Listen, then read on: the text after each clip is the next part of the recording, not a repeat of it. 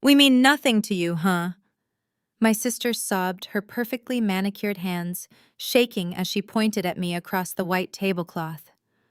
God, you are so selfish, my parents snapped in unison, glaring at me like I was a criminal. I simply took a sip of my sparkling water, completely unfazed by their performance. Trust me, I care, I replied with a cold smile. Then I pressed play on the audio recording that would destroy their perfect lies. Their expressions cracked like cheap glass as they heard their own voices exposing exactly where all my money really went.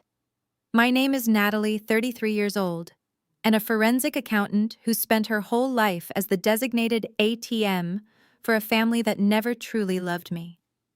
I grew up in the shadows of my golden child sister, constantly told that my only value was my ability to provide.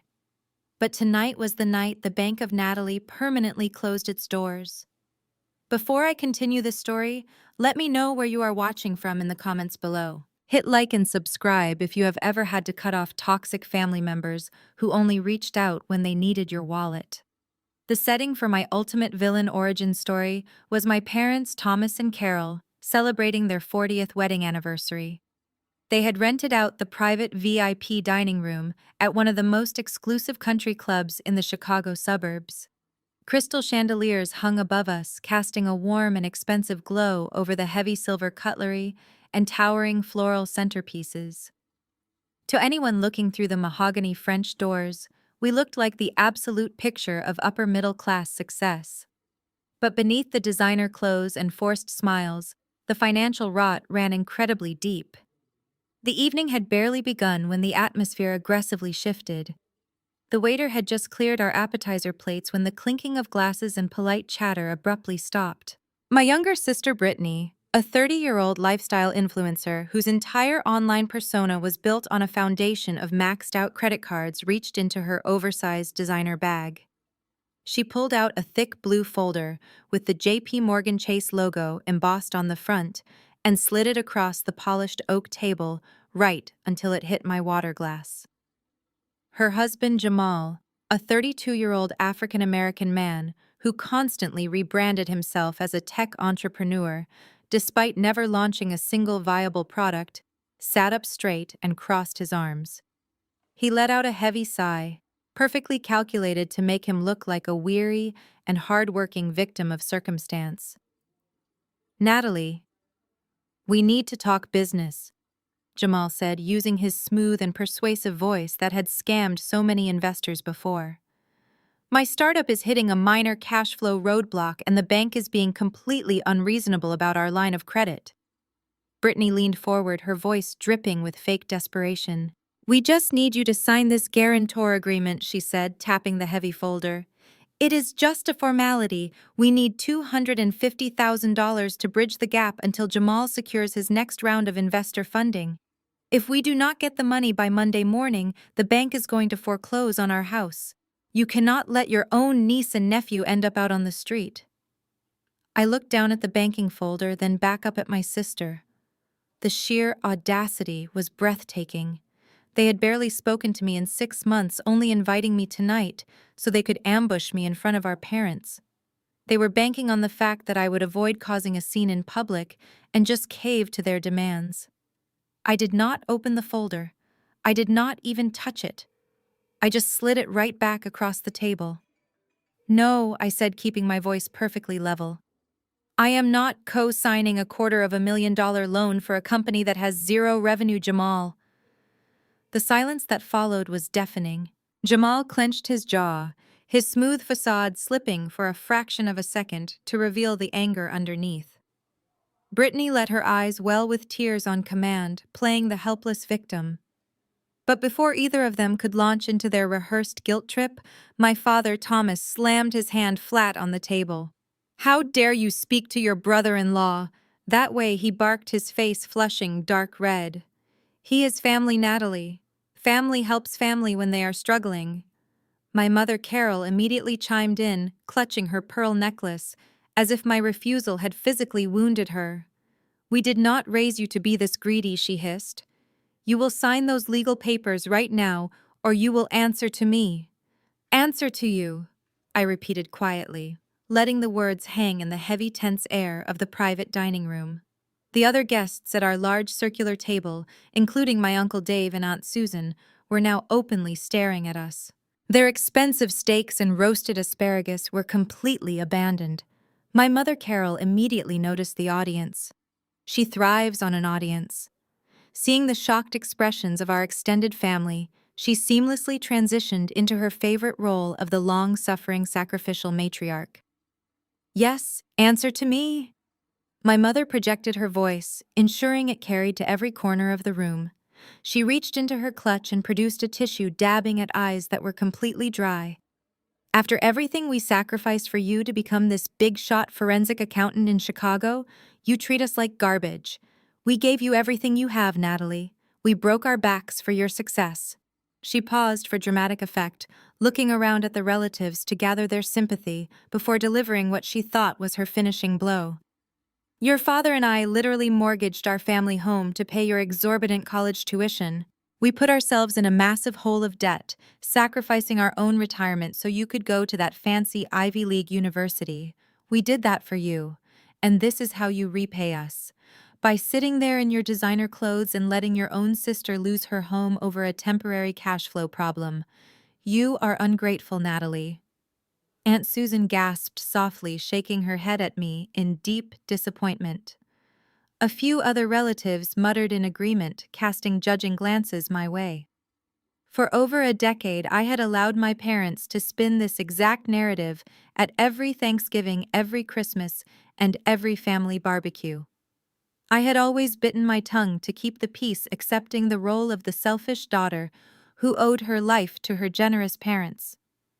But the Bank of Natalie was permanently closed, and the public relations department was shutting down with it. I did not break eye contact with my mother. Mortgaged the house for my tuition, I stated, my voice echoing slightly in the quiet room. Mom, you and Dad did take out a second mortgage on the childhood home 12 years ago. That part is entirely true. The bank records show exactly when the funds were disbursed. But it had absolutely nothing to do with my education. My mother froze the crumpled tissue, halting midair.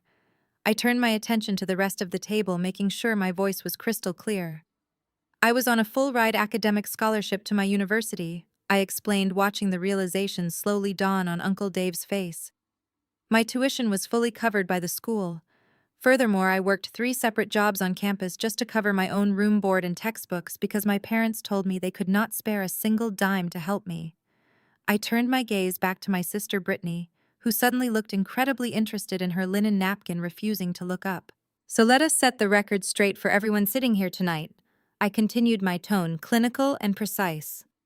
You took out a $120,000 mortgage because Brittany pitched a massive fit about having to take the public bus.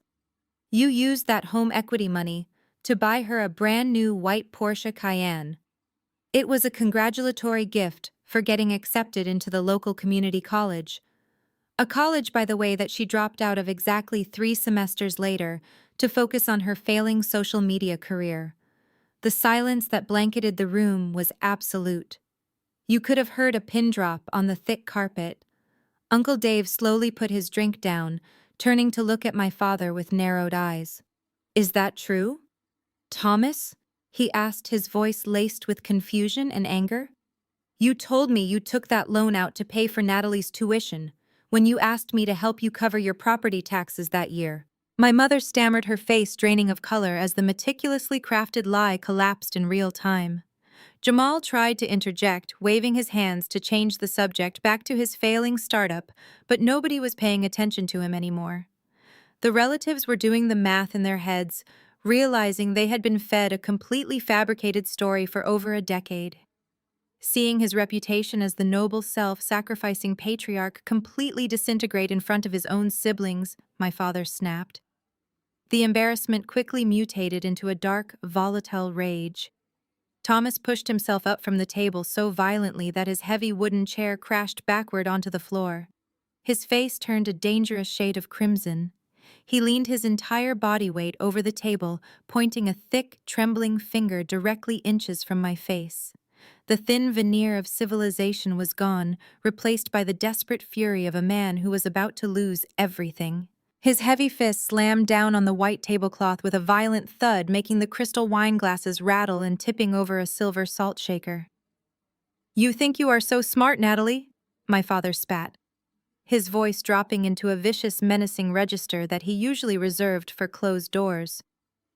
"You think you can just sit there in your tailored suit acting like you are completely untouchable because you have money now? Well, you are not untouchable. You are already in this mess whether you want to be or not." I kept my posture perfectly straight, folding my hands neatly in my lap. "I am not in anything, Thomas," I replied calmly, using his first name to establish that his parental authority meant absolutely nothing to me anymore. "I have not signed a single document for Jamal or his failing company. My personal assets are completely walled off." My father let out a harsh barking laugh that echoed uncomfortably around the private dining room. Uncle Dave flinched, leaning back in his chair. "That is where you are wrong," my father said, wiping a bead of sweat from his forehead. "Jamal did not just walk into JP Morgan Chase off the street and ask for a massive commercial line of credit. He needed a heavyweight financial reference to secure the initial loan terms 6 months ago. The bank needed proof that his LLC had serious backing." A cold, sharp realization began to prickle at the back of my neck. I looked at Jamal, who was suddenly avoiding my gaze, staring intently at his empty plate. "What exactly did you do?" I demanded, my voice dropping an octave, shifting from a daughter refusing a loan to a forensic accountant interrogating a fraudster. Jamal cleared his throat, adjusting his designer tie nervously. "We just needed to get our foot in the door," he mumbled, refusing to look me in the eye. "Startups need leverage. We listed your Chicago accounting firm as our primary financial guarantor and professional reference. We used your firm's letterhead and your professional credentials to vouch for the viability of my tech company. We told the loan officers you were personally overseeing our financial modeling." The sheer audacity of their crime hung in the air. They had not just asked for money. They had actively committed corporate fraud using my name, my firm, and my hard-earned professional reputation as collateral without my consent. "You forged my signature on bank documents," I stated, making sure everyone in the room heard the words clearly. "You committed federal wire fraud and bank fraud." My mother waved her hand dismissively, completely ignorant of the legal gravity of the situation. "Oh, stop being so dramatic, Natalie," she scoffed, rolling her eyes. "It was just a little white lie to help family. Nobody forged anything. Jamal just put your firm down as a reference on an online portal. It is not a crime to use your own sister as a professional reference to get a business started." My father leaned back, a smug, triumphant smirk spreading across his face. He thought he had me completely cornered. "Here is the reality of your situation," he said, pointing his finger at me again. "If Jamal defaults on this loan by Monday morning, the bank is going to initiate immediate bankruptcy proceedings. And the very first thing their corporate lawyers will do is issue a massive legal subpoena to your precious accounting firm. They will drag your entire business through a grueling discovery process. They will audit your files, investigate your partners, and drag your pristine professional reputation right through the mud. Your wealthy clients will run for the hills the second they hear you are tied to a messy, fraudulent bankruptcy." He crossed his arms, looking like a mob boss demanding a shakedown. "So you have a choice," my father concluded, his voice dripping with malice. "You can wire the $250,000 by Monday morning to clear the debt and make this all go away quietly. Or you can watch your precious career burn to the ground. The choice is yours." The room fell completely silent again as the sheer cruelty of their blackmail settled over the extended family. They had deliberately sabotaged my livelihood to fund their extravagant lifestyle. I looked at the faces of my relatives. Uncle Dave looked sick to his stomach. Aunt Susan had her hand over her mouth in sheer horror. The illusion of the loving, supportive family was completely dead and buried. Sensing the room turning entirely against them, my sister Brittany decided it was time to deploy her ultimate weapon. She took a sharp, shaky breath and burst into violent theatrical tears. She buried her face in her hands, her shoulders heaving as she let out loud, agonizing sobs. "How can you be so cruel to us?" she wailed, peeking through her fingers to make sure the aunts and uncles were watching. "We are just trying to survive. We are just trying to feed our children, and you are sitting there plotting to send my husband to federal prison. You have always been jealous of me. You have always hated my happiness. Why are you trying to destroy our family?" Brittany's performance worked exactly as she had intended. The sheer volume of her theatrical sobs echoed against the mahogany walls of the private dining room, completely changing the emotional current of the space. Aunt Susan immediately rushed over to her side, handing her a fresh linen napkin and rubbing her back. Uncle Dave rubbed his temples, looking back and forth between me and my weeping sister with deep conflict in his eyes. The realization of my father committing corporate fraud just moments ago was instantly eclipsed by the primal emotional spectacle of a young mother claiming her children were about to be put on the street. The whispering began almost immediately. It started at the far end of the long table among my older cousins and rippled rapidly toward me like a toxic wave. I could hear the exact words they were using: heartless, selfish, obsessed with money. One of my aunts muttered loudly enough for everyone to hear that I had completely lost my soul to corporate America. They looked at my tailored blazer, my expensive jewelry, and my perfectly styled hair not as symbols of my hard work and intelligence, but as absolute proof of my undeniable greed. In their eyes, I was no longer the victim of identity theft and extortion. I was the wealthy, greedy sister, refusing to throw a life raft to her drowning family. My mother Carol stroked Brittany's hair, turning to glare at me with a look of absolute, unadulterated disgust. "Look at what you are doing to her," my mother hissed, her voice dripping with venom. "You are a cold, unfeeling monster. Your father is right. You care more about your pristine credit score than you do about your own flesh and blood." Jamal sat back in his chair, a subtle, victorious smirk playing at the corners of his mouth. He knew his wife had successfully manipulated the jury. He adjusted his designer watch and let Brittany do the heavy lifting. Brittany slowly lifted her head from her hands. Her mascara was slightly smudged, but her eyes were incredibly sharp and calculating beneath the fake tears. She knew she had the entire extended family back on her side. She sniffled dramatically, looking me right in the eye to deliver her grand finale. "After everything we have been through as sisters," she choked out, her voice trembling with perfectly practiced heartbreak. "We mean nothing to you, huh? You would rather watch your own nephew sleep in a homeless shelter than part with a tiny fraction of your precious bank account." Any normal person would have broken under the crushing weight of that collective family judgment. A normal daughter would have cried, screamed, or defended herself wildly against the horrific accusations. I saw Aunt Susan waiting for me to apologize. I saw my father waiting for me to break down and ask for the banking paperwork. But I did not scream. I did not cry. I did not even frown. The years of being the designated family scapegoat had burned away my desperate need for their approval a very long time ago. I was not a scared little girl trying to win her parents' love anymore. I was a senior forensic accountant who spent her days dismantling multi-million-dollar embezzlement rings and destroying white-collar criminals in federal court. And right now, I was looking at a table full of hostile audits. I looked around the room, meeting the judgmental stares of every single relative without flinching, and finally let my gaze settle back on my crying sister. I smiled. It was not a warm smile. It was a cold, clinical, and entirely predatory smile. The kind of smile a financial auditor gives right before they freeze a fraudster's offshore bank accounts. "Trust me, Brittany. I care," I said, keeping my voice soft, steady, and terrifyingly calm. "Let me show you exactly how much I care about this family." I reached down to the floor beside my chair. I unclasped the heavy gold hardware of my black leather Hermes bag. The sharp metallic click echoed loudly in the sudden, uneasy silence that had fallen over the dining table. Even Brittany stopped her fake crying, holding her breath. She sensed that the dynamic had just shifted in a way she could no longer control. I reached inside the bag and pulled out my silver iPad Pro. I placed it gently on the white tablecloth directly in front of me, right next to the bank folder they had tried to force me to sign. The screen was completely black.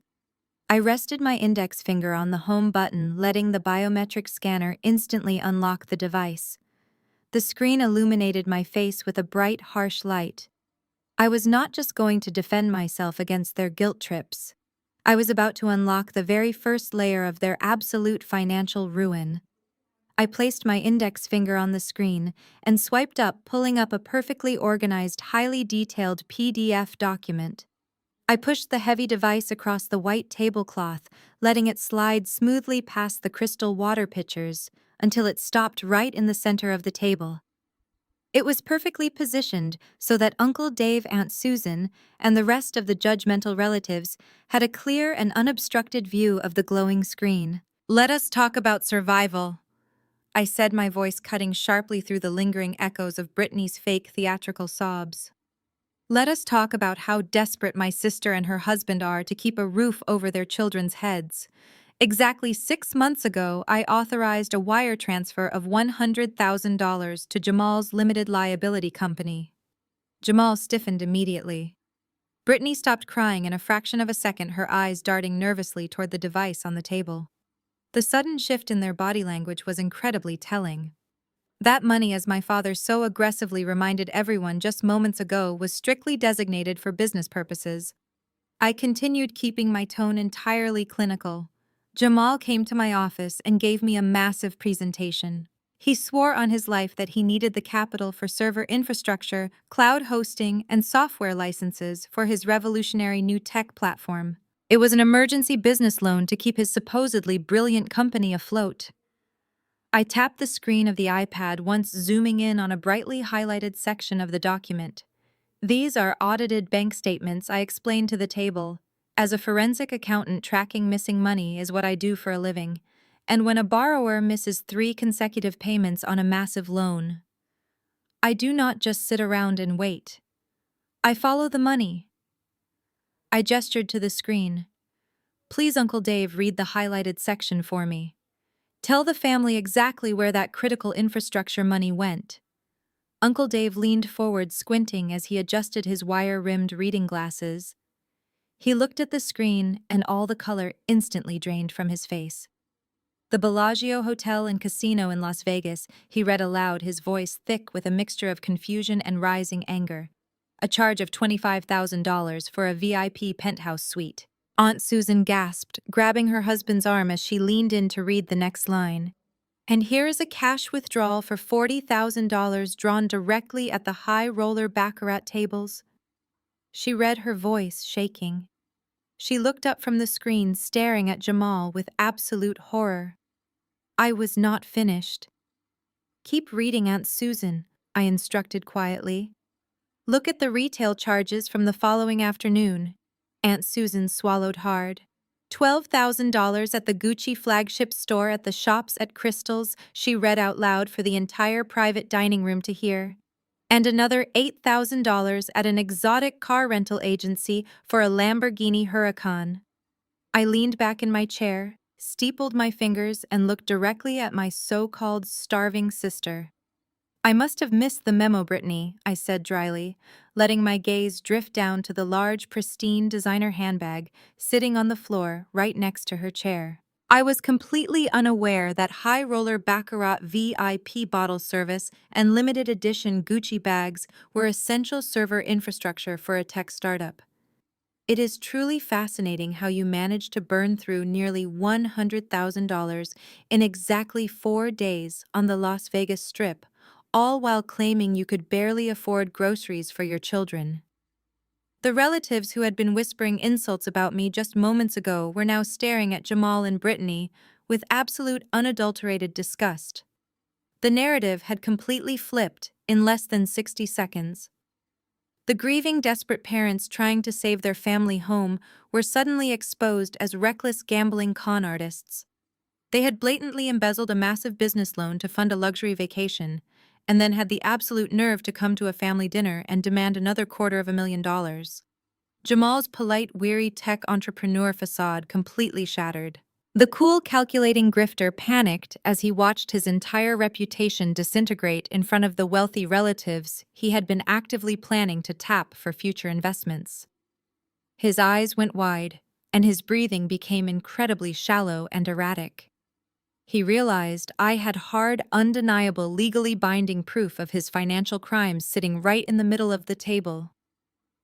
With a sudden, desperate surge of movement, Jamal lunged across the wide table.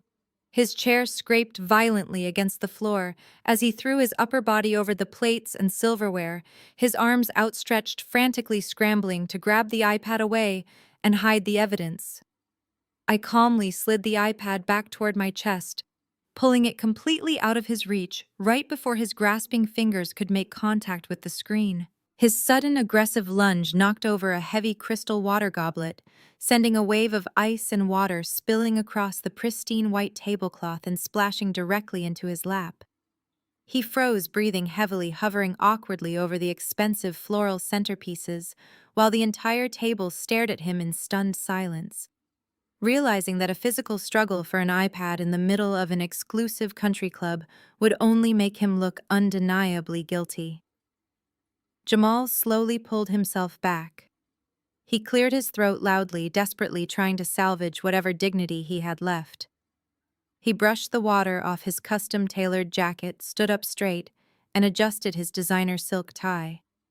The panic in his eyes was rapidly replaced by the slick, polished arrogance of a seasoned con artist preparing his next pitch. He turned his attention away from me and focused entirely on the aunts and uncles, holding his hands up in a placating, confident gesture. Listen, everyone. Jamal started using that smooth, persuasive voice he always used to manipulate people. I know how these raw bank statements might look to a layman. I understand that to someone outside the tech industry, this seems completely reckless. But you have to understand the reality of modern startup culture in America today. You have to spend money to make money. This is how the Silicon Valley ecosystem operates. We are building a disruptive technology, and that requires bold moves. Aunt Susan stared at him, absolutely bewildered. Operating a startup requires gambling away $40,000 at a casino, she asked, her voice trembling. Jamal offered a condescending, practiced smile, shaking his head slightly, as if he were explaining basic math to a naive child. It is not gambling, Aunt Susan, he insisted smoothly.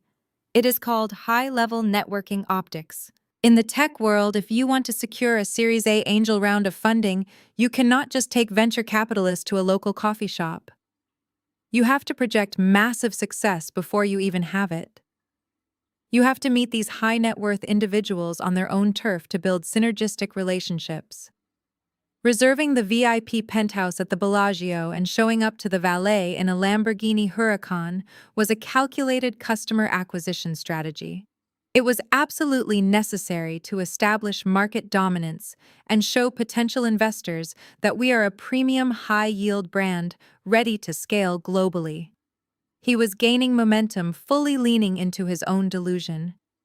He paced slightly behind his chair, waving his hands to emphasize his ridiculous points, desperately hoping the corporate buzzwords would blind the older generation. The Gucci purchases were simply wardrobe expenditures for our executive team, he continued without missing a single beat. When you are sitting across the table from tech billionaires and hedge fund managers, you cannot wear off the rack clothing. It is an investment in our corporate image and brand identity. It is all part of the calculated burn rate for our seed capital. We were aggressively pursuing VIP client acquisitions in Las Vegas, and that requires substantial upfront liquidity to prove we belong in the room. Natalie is just looking at the raw financial data without understanding the massive long-term equity we were building for this family. My mother, Carol, immediately nodded along, her desperate need to protect her golden child's husband, overriding any sense of logic or reason. Exactly, she proclaimed, looking around the table at the skeptical faces of our relatives. Jamal is a visionary entrepreneur. These are just normal business expenses for a high-level corporate CEO. Natalie is just a bean counter trying to embarrass him because she does not understand how the real tech industry works. I let the silence stretch for a long, agonizing moment. I looked at Jamal, who was standing tall, adjusting his cuffs, looking incredibly proud of the web of jargon he had just spun. He really thought he had confused the older relatives enough to cast doubt on the cold, hard facts sitting on my screen. He thought he could gaslight an entire room of people just by throwing around words like scaling and equity. I did not raise my voice. I did not stand up or wave my arms around.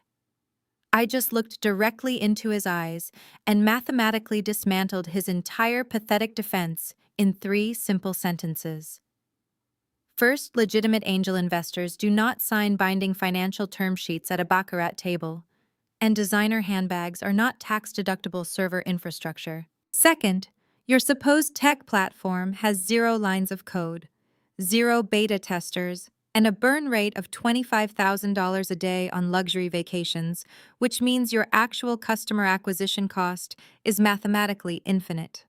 Third, you claim you were aggressively pursuing high-net-worth investors in Las Vegas, yet my audit shows your company website went completely offline yesterday morning because you could not afford a $14 domain name renewal fee. Jamal opened his mouth to speak, but absolutely no sound came out. The smug, confident tech visionary vanished in an instant, replaced by a terrified man caught in an undeniable lie. He stuttered, a pathetic, strangled noise escaping his throat as a fresh bead of sweat rolled down his temple.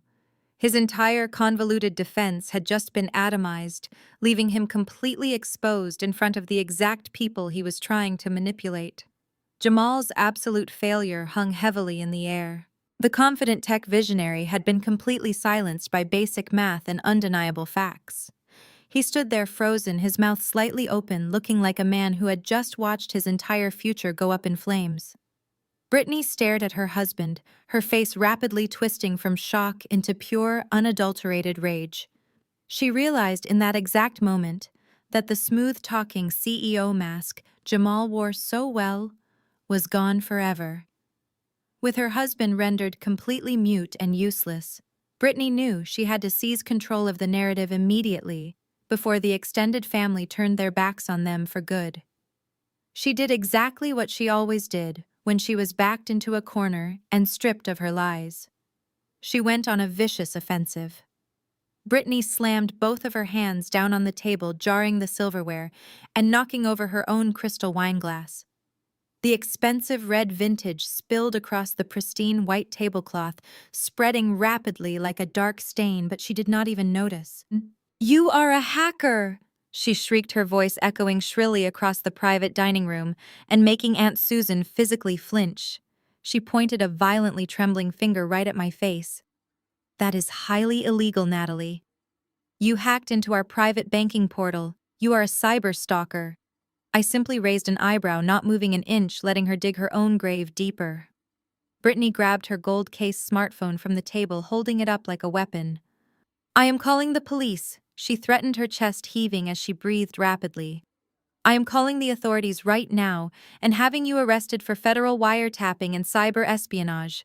You cannot just break into someone's personal bank accounts to steal their financial records because you are obsessed with ruining my life. It is a massive violation of our legal financial privacy." She turned to the rest of the table, her eyes wide and manic, desperately trying to infect the older relatives with her sudden panic. "Do you all see how mentally unstable she is?" Brittany cried out, looking directly at Uncle Dave. "If she is willing to illegally hack into her own sister's private bank accounts just to make her look bad at a family dinner, what makes you think your money is safe? She is a forensic accountant. She has all of your tax records. She has your social security numbers. She is probably spying on every single one of your bank statements right now." It was a desperate, chaotic, and entirely calculated attempt to weaponize the older generation's inherent fear of modern technology. For a brief, tense second, I actually saw a flicker of genuine unease pass over Aunt Susan's face. The terrifying idea of a rogue financial auditor secretly rummaging through their private retirement funds was unsettling, even if the accusation was coming from a proven liar. Brittany saw that tiny flicker of doubt in our aunt's eyes and leaned into it with everything she had left. "She is a literal criminal," Brittany sobbed, clutching the phone to her chest and stepping away from the table as if I were about to physically attack her. She invaded my home, she invaded my financial privacy, and she manipulated those digital documents to frame us because she has always been deeply jealous of my marriage and my children. I did not bother interrupting her hysterical rant. I did not bother explaining to Brittany or the terrified relatives that as the named legal guarantor and primary financial reference on Jamal's commercial loan, the bank had automatically mailed the default notices and the audited statements directly to my office. I did not need to hack into anything or write a single line of malicious code. JP Morgan Chase literally sent the comprehensive financial files to me via certified priority mail the moment Jamal missed his third consecutive payment. But legal facts and banking protocols did not matter to Brittany. Only the emotional performance mattered. She needed a villain to take the heat off her husband, and she was trying to force me into that role. The room was teetering on a dangerous knife edge. The aunts and uncles were paralyzed in their seats, caught in a mental tug-of-war between the undeniable documented proof of Jamal's gambling addiction and the terrifying loud accusation of my supposed cybercrimes. That momentary hesitation from the extended family was exactly the opening my mother had been waiting for. Seeing her golden child sobbing hysterically, waving a phone around and threatening to call the police, Carol threw her linen napkin down onto her plate and sprang into action to protect her favorite daughter. Enough, my mother commanded, her voice cutting sharply through Brittany's manufactured sobs, as she pushed her chair back and stood up. She physically positioned herself between me and my sister, acting like a human shield to protect her golden child from the cold, hard facts glowing on the table. She threw her hands up in the air, a gesture of absolute exasperation, completely dismissing the undeniable proof of fraud I had just laid out. "So what, Natalie?" she challenged, glaring at me with fiery indignation. "So what if they made a few mistakes in Las Vegas? The money is gone. It is already spent." The absolute casualness with which she brushed aside a $100,000 embezzlement was staggering. She did not express a single ounce of shock or disappointment at Jamal gambling away a fortune or Brittany buying designer bags with borrowed business funds.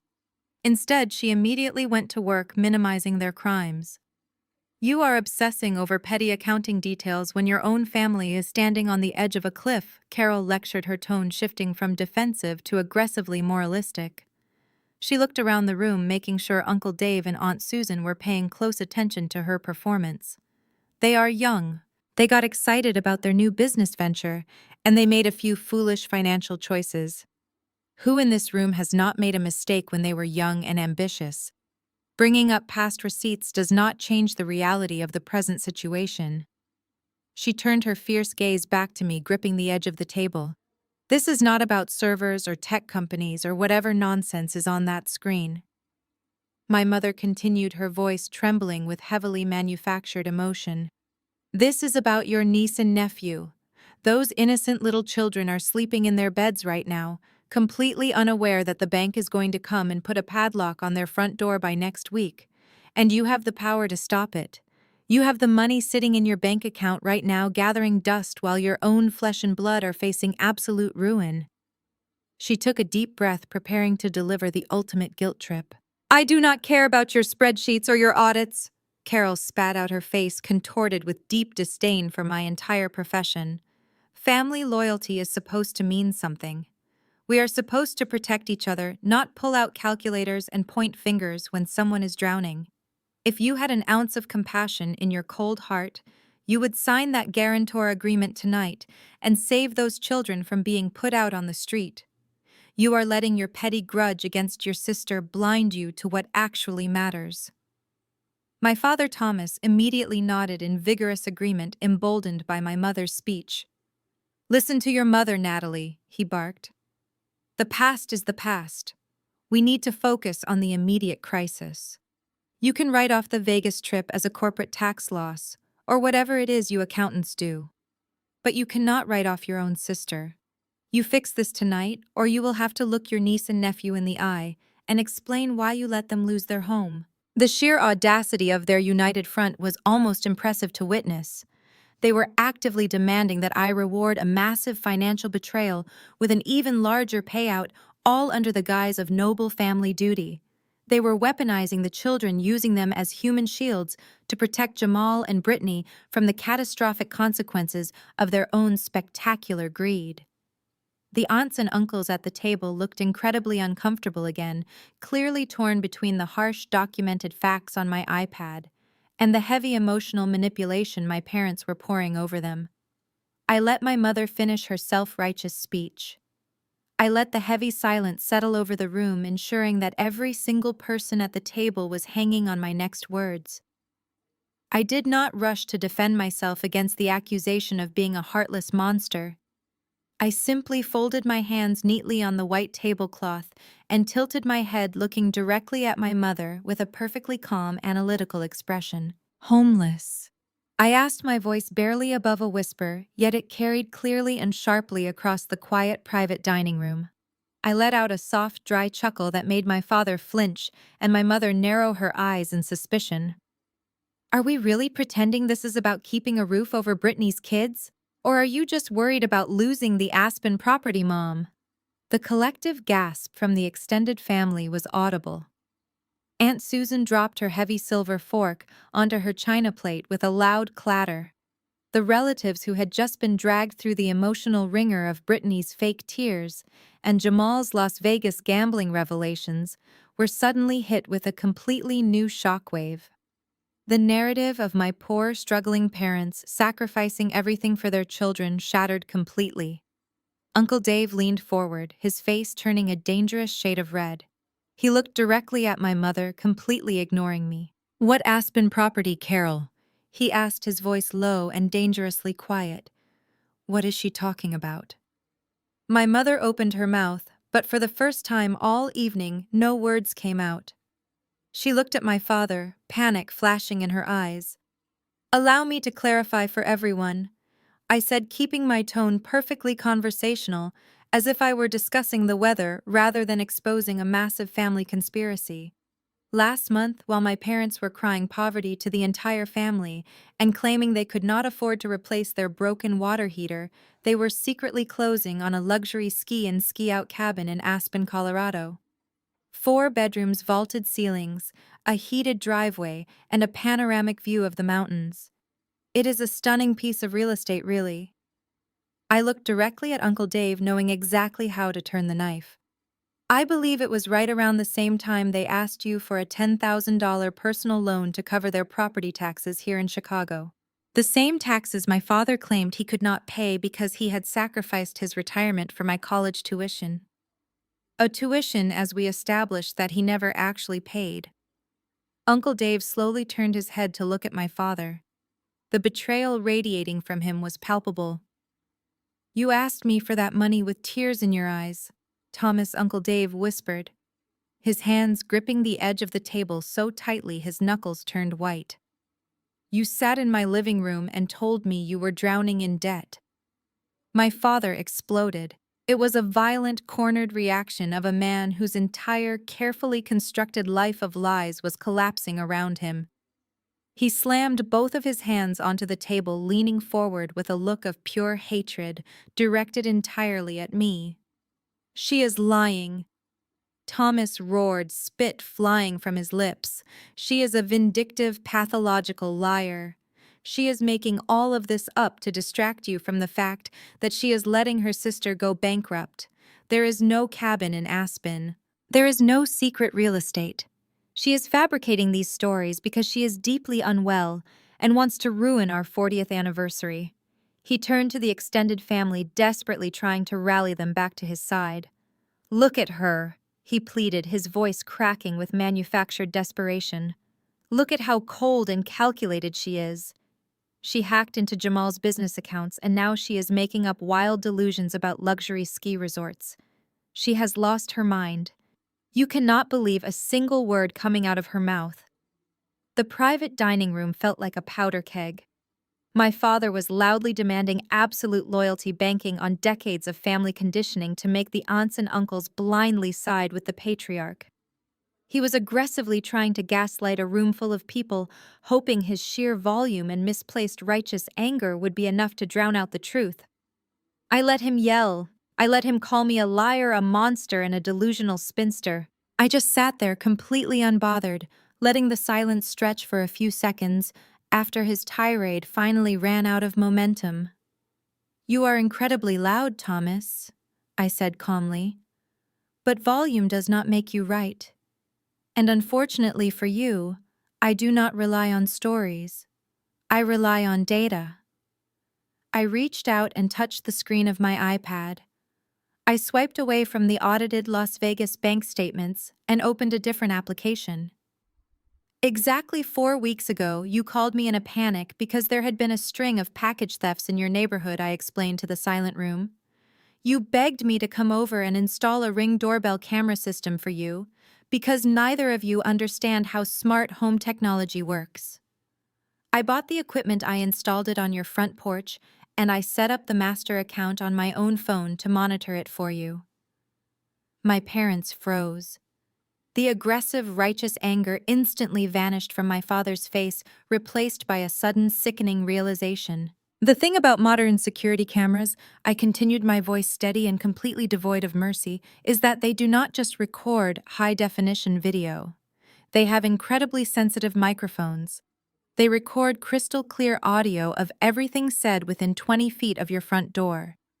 And people who are not used to technology tend to completely forget that those microphones are always listening, especially when they are standing on the front porch, waving goodbye to their favorite daughter and son-in-law after a very productive Sunday dinner." I looked at my mother, whose face was completely ashen. I looked at Jamal and Brittany, who were staring at the iPad as if it were an unexploded bomb. "Let us hear what the actual truth sounds like," I said. I pressed play on the audio file. A sharp electronic chime signaled the beginning of the video clip.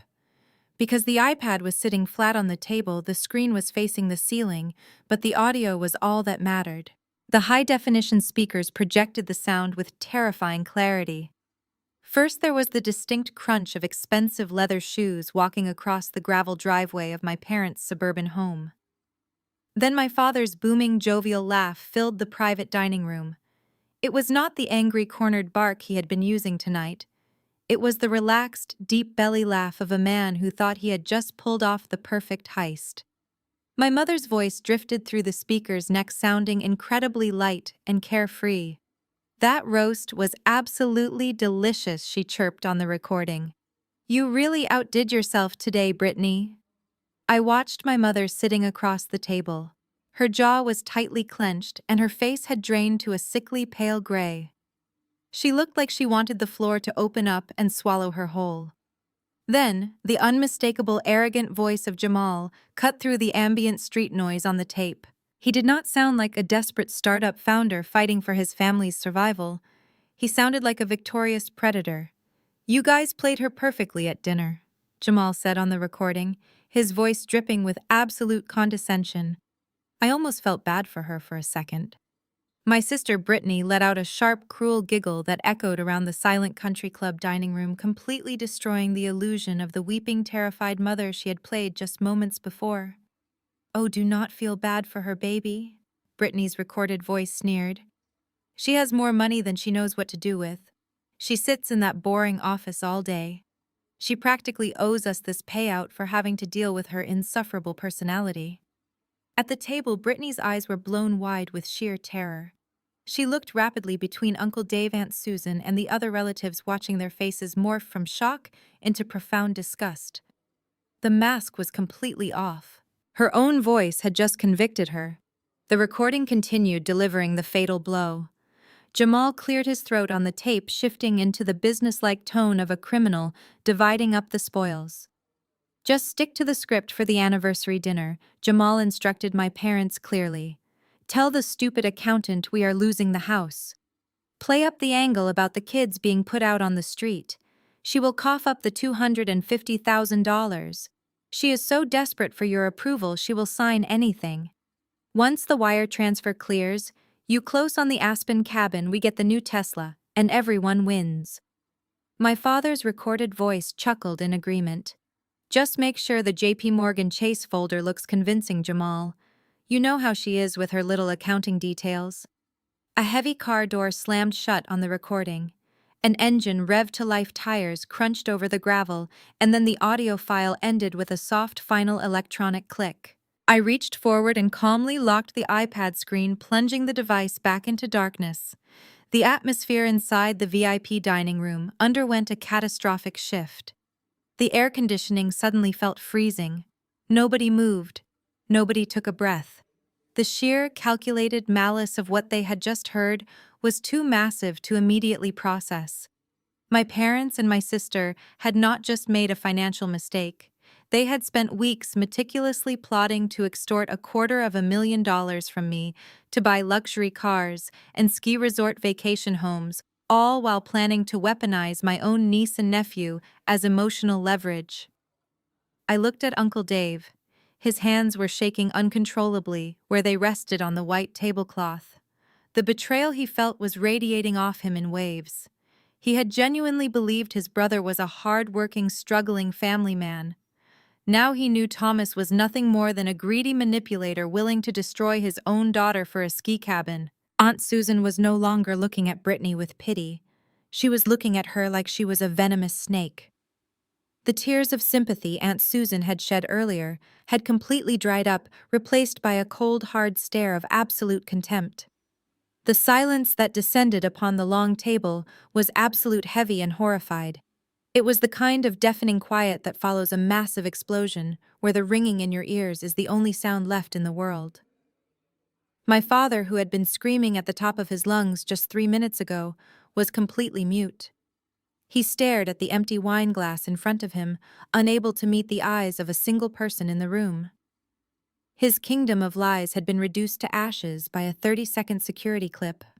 My father's face contorted into a shade of violent purple that I had never seen before. The absolute silence that followed the recording was broken by a guttural roar of pure rage. Thomas lunged across the table, his heavy hands reaching out to grab the iPad. He wanted to smash it into 1,000 pieces against the mahogany floor, desperate to destroy the device that had just ruined his life. But I was faster. I smoothly pulled the tablet back into my lap, leaving his hands to crash down onto the empty white tablecloth. He stood there, panting, humiliated, and utterly exposed.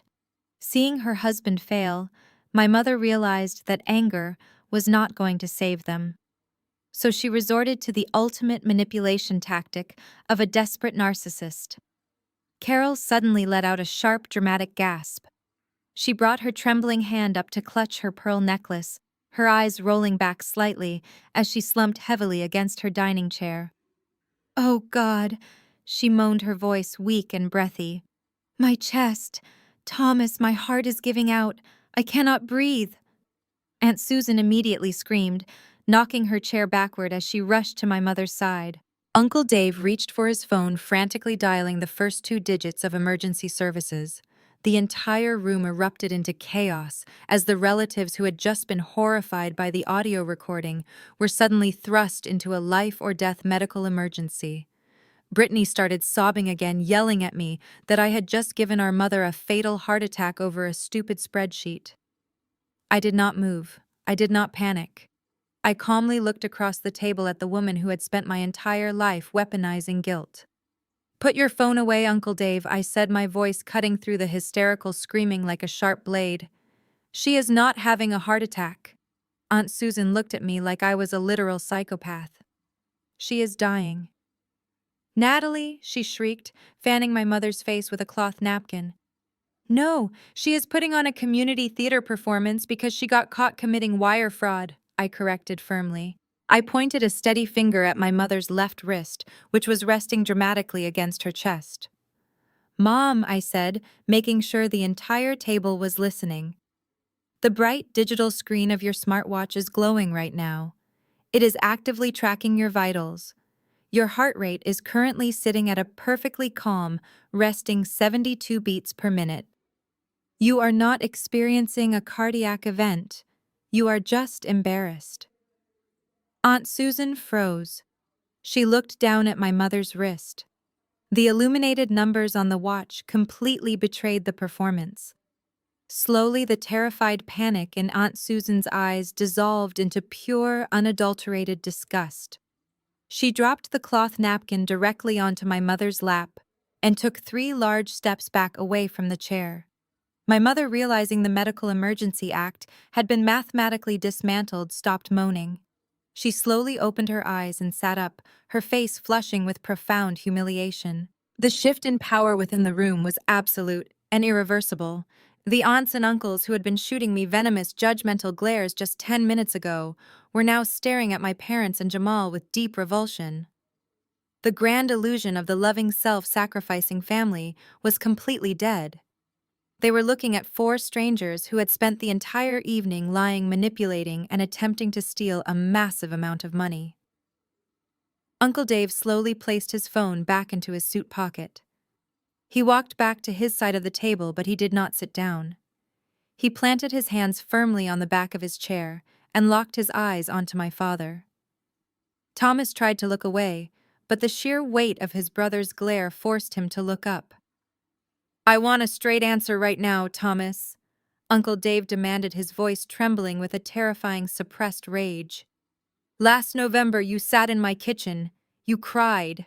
You told me you were going to lose this house because you had drained your savings to help Natalie. You asked me to lend you $10,000 to cover your property taxes.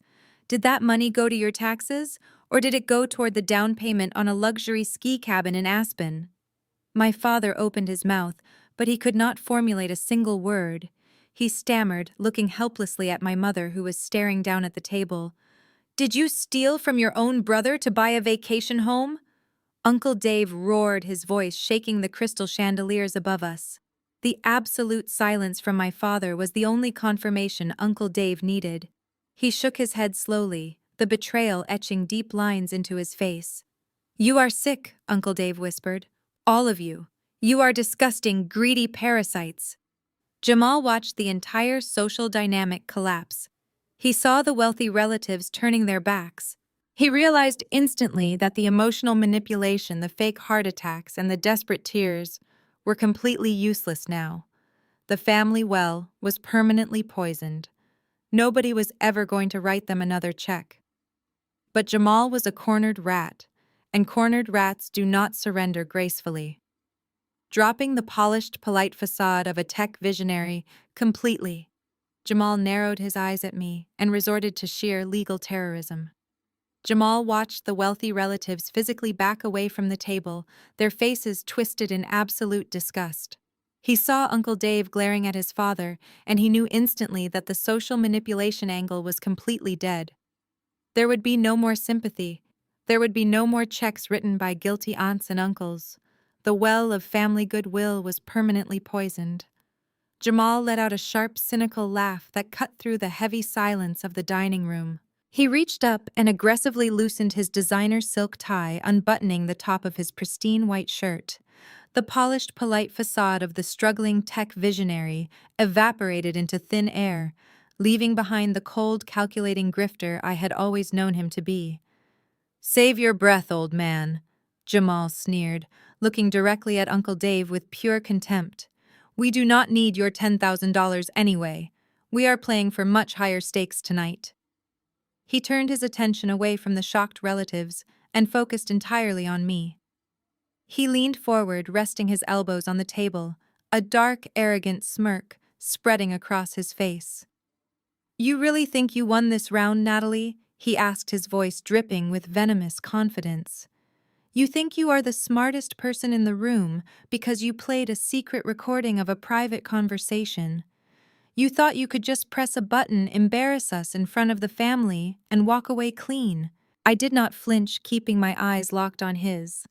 Jamal shook his head slowly, practically glowing with malicious pride as he openly admitted to the entire scam right in front of everyone. "Yes, we took the loan money and went to Las Vegas," Jamal confessed loudly, completely abandoning any pretense of innocence.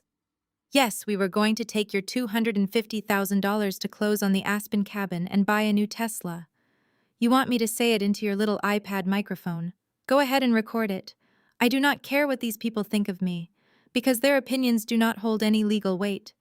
And unfortunately for you, neither does your little Ring doorbell recording. Aunt Susan gasped at his sheer brazenness, but Jamal ignored her. He was speaking entirely to me now, speaking the language of corporate warfare. You are a senior forensic accountant, Natalie. Jamal mocked, tapping his finger against his temple. You should know the law better than anyone. We live in Illinois. It is a strict two-party consent state for audio recordings. You secretly recorded my voice without my explicit legal consent. Any half-decent corporate defense attorney will have that audio file thrown out of a courtroom before the judge even sits down. It is completely inadmissible. You cannot use it to prove fraud, and you cannot use it to save yourself. He leaned back in his chair, spreading his arms wide as if he were welcoming a victory. The recording is useless, he declared, but you know what is admissible in court. You know what the federal bankruptcy judge and the J.P. Morgan Chase lawyers will look at. He pointed sharply at the blue banking folder sitting next to my iPad. They are going to look at the official legally binding commercial loan application, Jamal said, his voice dropping into a menacing register. The application that clearly lists your prestigious multi-million-dollar Chicago accounting firm as the primary financial guarantor and professional reference for my LLC. The banking system does not care about family drama, Natalie. They do not care about who bought what in Las Vegas. They only care about the names on the paperwork, and your name is permanently attached to my sinking ship. The sheer terrifying reality of his legal threat hung heavily in the air. He was entirely correct about the bureaucratic nightmare of corporate banking. The loan officers would not care about the audio recording. They would only care about recovering their money, and they would ruthlessly target the deepest pockets associated with the account. My firm. Jamal saw that I was remaining silent, and he mistook my quiet observation for fear. He decided to twist the knife, delivering his final, catastrophic ultimatum. Here is exactly what is going to happen. Jamal promised, a cruel, triumphant smile stretching across his face. You are going to authorize that wire transfer to my account by Monday morning. You are going to pay the $250,000 as a quiet little hush money settlement. Because if you do not, I am going to intentionally default on my loan. I will not pay them a single cent. I will willingly drive my own LLC straight into a messy public bankruptcy. And the very first thing I will do is tell the bankruptcy trustees that your firm is fully responsible for the debt. He leaned in so close I could smell the expensive wine on his breath. I will tank my own credit score just to ruin your life, he whispered aggressively. I will let them subpoena your office. I will let them freeze your professional assets, audit your wealthy clients, and drag your pristine reputation through the absolute mud. I will burn my own house down just to make sure you burn with me. So what is it going to be, Natalie? Are you going to pay us, or are you going to lose your entire career? The legal threat hung over the dining table like a physical weight. The corporate bankruptcy system is an absolute meat grinder.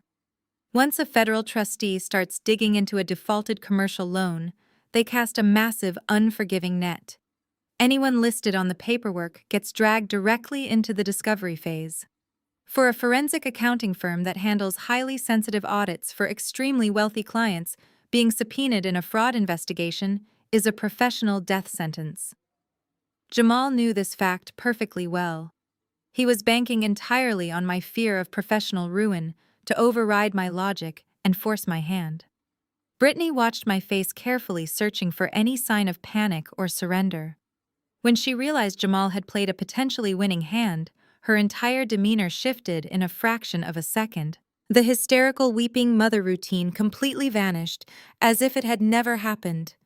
She reached up, wiped a stray tear from her cheek, and let out a sharp, jagged laugh. It was a cruel, triumphant sound that echoed loudly off the mahogany walls of the private room. He knows you too well, Natalie Brittany said, her voice dripping with a sudden, venomous confidence. She turned her body toward me, a smug smile completely replacing her terrified expression. You are not going to let this go to a federal court. You are way too obsessed with your perfect little life. You have an 820 credit score. You check your financial portfolio every single morning like it is your religion.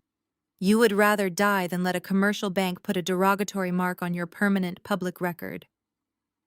She stood up from her chair, her confidence fully restored by the prospect of blackmail. Brittany walked slowly behind her seat, gripping the wooden back as she delivered a psychological assessment of my character to the entire room. You see, she announced loudly to Uncle Dave and Aunt Susan, Natalie has spent her entire life trying to be the perfect, flawless professional to prove she is better than us. She lives in a pristine downtown penthouse. She wears immaculate tailored suits. She absolutely cannot handle failure. The sheer humiliation of having her high net worth clients find out she is tied to a messy, fraudulent bankruptcy would literally destroy her ego. She will never let that happen. Jamal nodded in vigorous agreement, leaning back in his chair and resting his hands casually behind his head. He looked exactly like a man who thought he had just won the lottery. Exactly, Jamal said, his voice smooth and dripping with sheer arrogance. Think of it as a mandatory investment in your own peace of mind, Natalie. You write the check, we pay off the JP Morgan Chase line of credit, and this entire ugly problem disappears into thin air.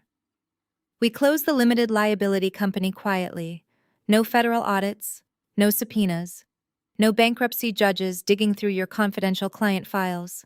It is just a small price to pay to protect your precious reputation, Brittany added, sitting back down and casually crossing her legs. Consider it a late wedding gift to us, or a corporate consulting fee. Call it whatever you want in your little spreadsheets. Just wire the $250,000 to our account by Monday morning. If the money is not there by 9 in the morning, Jamal will call the bank at 9:01 and tell them he is defaulting on the loan and that your firm is the primary guarantor. The sheer naked extortion was breathtaking to witness. They were no longer pretending to be innocent victims of a failing startup. They were openly demanding $250,000 in hush money right in front of our entire extended family. They had weaponized my own hard work, my pristine reputation, and my flawless credit history against me.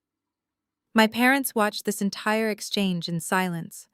My father Thomas did not reprimand his son-in-law for blackmailing his own daughter. My mother Carol did not gasp in horror at Brittany's cruelty. Instead, a slow, sickening look of relief washed over my father's face. He realized that Jamal had found the ultimate leverage. They genuinely believed they had backed me into a corner with absolutely no way out. Aunt Susan looked at me with deep, profound pity. Uncle Dave shook his head, looking completely defeated by the sheer evil of his own brother's family. They all thought Jamal had checkmated me. They all thought I was trapped by my own success, forced to pay a massive ransom just to survive the week. I let the heavy silence settle over the room once again. I looked at Jamal, who was smiling like a victorious king. I looked at Brittany, who was adjusting her designer jewelry, completely satisfied with her extortion plan. And I looked at my parents, who were eagerly waiting for me to surrender and pull out my checkbook. I did not sigh. I did not shake my head in defeat. I did not ask them for banking details or wiring instructions. Instead, I slowly reached out across the white tablecloth. My hand was perfectly steady. I picked up my crystal wine glass by the delicate stem. I brought it to my lips, maintaining direct, unwavering eye contact with Jamal, and took a slow, deliberate sip of the expensive red wine. I was completely, utterly unbothered. I lowered the crystal wine glass from my lips and gently placed it back onto the white tablecloth. The faint, sharp clink of the glass against the wood was the only sound in the dead silence of the room. I did not look scared. I did not look defeated. I slowly pushed my chair back and stood up to my full height. I took a deliberate moment to casually smooth out the invisible wrinkles in my tailored blazer, adjusting my silk cuffs with meticulous precision. Every single eye in the private dining room was locked on me. Jamal's triumphant smile faltered for the very first time. The absolute lack of panic in my body language was actively destroying his carefully constructed illusion of power. You both have a catastrophic misunderstanding of what it is I actually do for a living. I began keeping my voice low, steady, and commanding. My words resonated in the quiet room, carrying the heavy weight of a judge about to deliver a final sentence. You seem to think I am just a glorified bookkeeper. You think I sit in a gray cubicle, punch numbers into a calculator, and obsess over my credit score like a terrified, helpless civilian. I took a slow step away from my chair, pacing slightly so I could look directly at my parents, then at my sister, and finally settling my unwavering gaze back on Jamal. I am a senior forensic accountant, Jamal. I do not do personal taxes. I do not balance petty cash drawers. I dismantle multi-million-dollar corporate fraud syndicates for a living. I hunt down hidden offshore assets for federal bankruptcy courts. I build airtight financial structures that protect high-net-worth individuals from greedy, manipulative predators, exactly like you. I spend 60 hours a week outsmarting white-collar criminals who are infinitely more intelligent, more resourceful, and vastly more dangerous than a fake tech bro who cannot even afford a $14 website domain renewal. Aunt Susan let out a quiet, trembling breath, completely mesmerized by the absolute shift in the power dynamic. Jamal swallowed hard, his prominent Adam's apple bobbing nervously in his throat. He tried to maintain his aggressive posture, but his eyes betrayed a sudden spiking terror. He was slowly realizing he had drastically underestimated his opponent. Did you honestly believe I continued taking a step closer to his side of the table, that I would blindly allow my professional name and my firm to be attached to a commercial loan application without taking absolute control of the situation? Did you really think you were an untouchable mastermind because you logged into a banking portal and typed my name into a guarantor box? I have government-grade identity monitoring attached to my social security number. My security team was alerted the exact second you initiated that soft credit pull 6 months ago.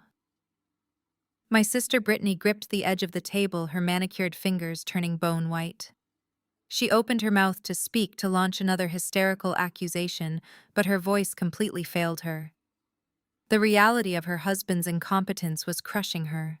I knew about the commercial loan before the underwriting department even reviewed your initial paperwork, I told them, dropping the ultimate reality check onto their heads.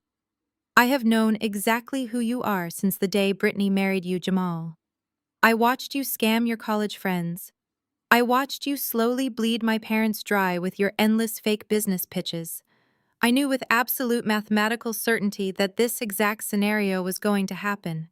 I knew you would eventually run out of other people's money, and I knew you would try to drag my firm into the mud to save yourself. I spent years anticipating this exact betrayal. My father Thomas gripped his chest, genuinely struggling to process the massive scale of his own miscalculation. They had walked right into a perfectly laid, inescapable trap, completely blind to the reality of the situation. I did not just sit back and let you commit corporate identity fraud. I said, my voice dropping to a cold whisper. I intercepted your banking application. I contacted the senior commercial loan officers directly. I did not just sign my name as a blind reference. I restructured your entire debt profile before the bank ever gave you a single cent. I built a financial cage entirely around you, and you were too arrogant to even read the fine print before you took the money to the casino. I turned back to my chair and reached into my heavy black leather Hermes bag one final time. I bypassed the glowing iPad. My hand closed around something much more substantial. I pulled out a thick, heavy, certified legal binder. The crisp white cover bore the embossed golden seal of a federal notary public and the bold blue logo of my accounting firm. I lifted the heavy binder high enough for everyone to see and dropped it squarely onto the center of the table. The loud, heavy thud made my mother physically jump in her seat. I reached out and unclasped the heavy silver rings of the binder. The sharp metallic snap echoed loudly in the silent room. I flipped past the title page and pulled out a thick stack of crisp, watermarked legal documents. The paper was heavy, the kind of premium stock reserved for high-level corporate contracts and federal court filings. I slid the stack of documents across the smooth white tablecloth. They glided perfectly, coming to a stop directly in front of Jamal's plate. Go ahead and read it, Jamal, I instructed, my voice completely devoid of emotion. I know you did not bother to read it 6 months ago when you were so desperate to get your hands on my money. You just flipped to the last page and blindly signed your name because you thought you were outsmarting a naive, overly generous sister. Jamal stared at the documents like they were radioactive. He hesitated, but the sheer weight of the silence in the room forced him to act. He slowly reached out and picked up the top packet. Brittany immediately leaned over his shoulder, her eyes darting nervously across the dense legal text. "Let me educate you on how real wealth is managed," I said, taking my time to articulate every single word. "When you came to my office begging for that initial $100,000 cash injection for your fake server infrastructure, you assumed I just logged into my personal checking account and wired you the funds.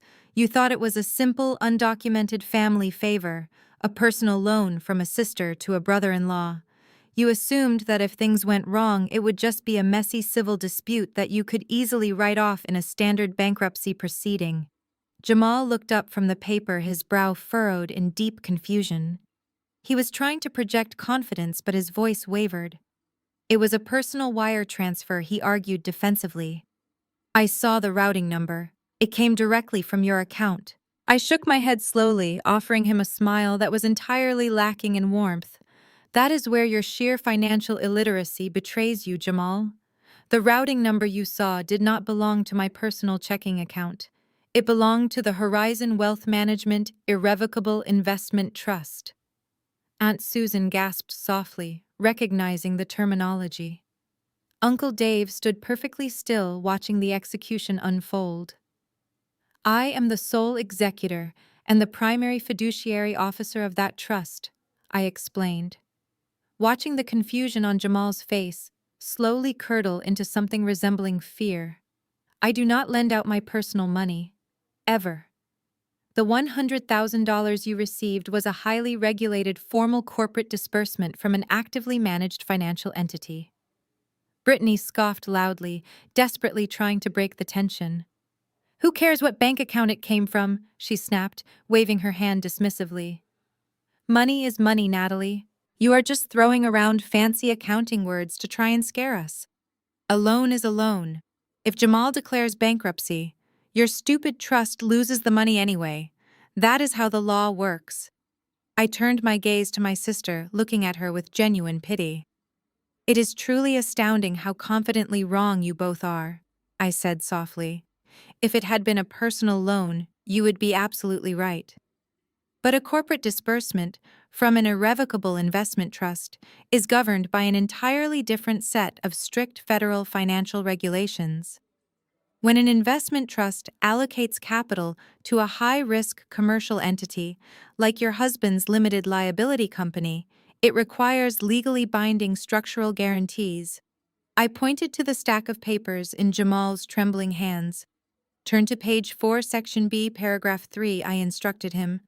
Jamal frantically flipped through the heavy pages. His eyes darted down the page, searching for the specific paragraph.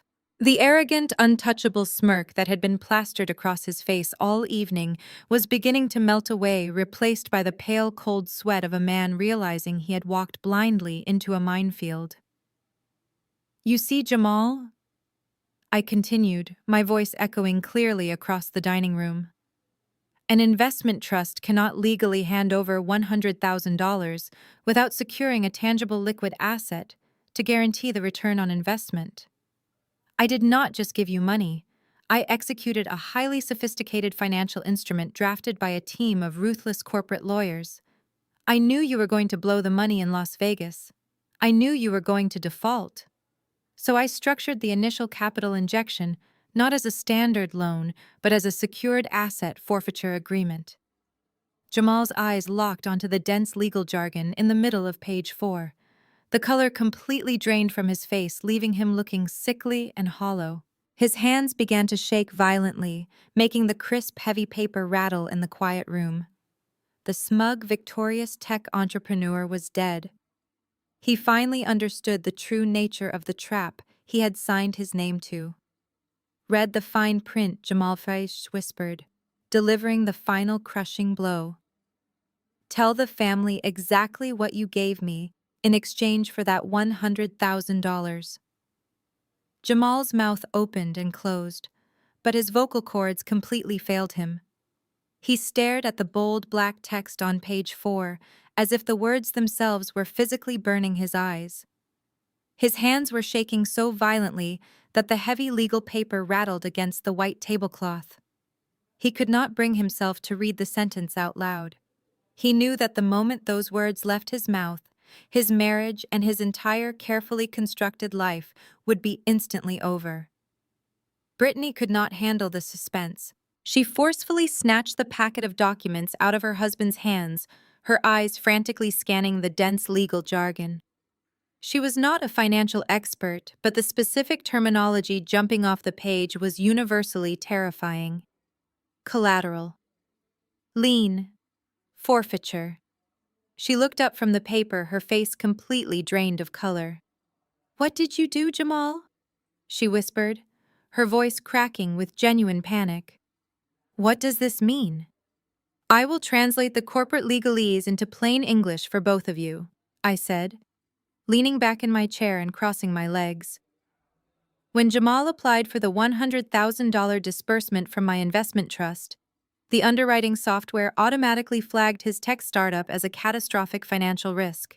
He had no revenue, no product, and a terrible personal credit history. The trust categorically refused to issue an unsecured loan. It demanded a hard, tangible asset to guarantee the capital. I gestured toward this document clutched in Brittany's hands. To get his hands on that money, Jamal signed a commercial pledge agreement. He legally leveraged the entire equity of your primary residence, the house you and your children sleep in every single night, as collateral against the success of his fake tech company. The private dining room erupted into absolute chaos. Aunt Susan let out a horrified shriek, covering her mouth with both hands. Uncle Dave swore loudly, slamming his hand against the back of his chair. Brittany dropped the legal documents onto the table as if they were on fire. She turned to Jamal, her eyes wide with absolute fury and terror.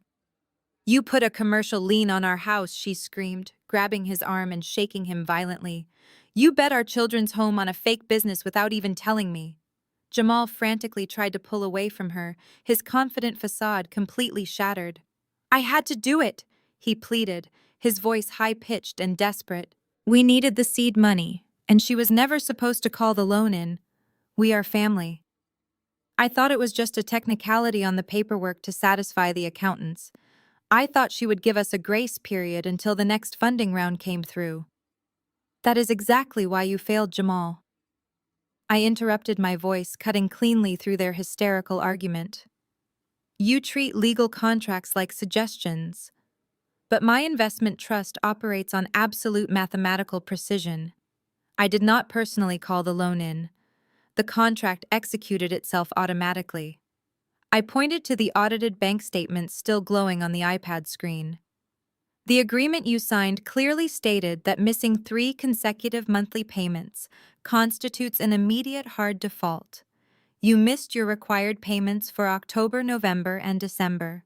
You did not miss those payments because you were struggling to buy groceries or pay the heating bill. You missed those payments because you were too busy withdrawing $40,000 in cash at a high-roller baccarat table and renting exotic sports cars in Nevada." My parents sat frozen in their seats. Thomas looked like he had just been hit by a freight train. Carol was staring at me with a look of pure, unadulterated horror.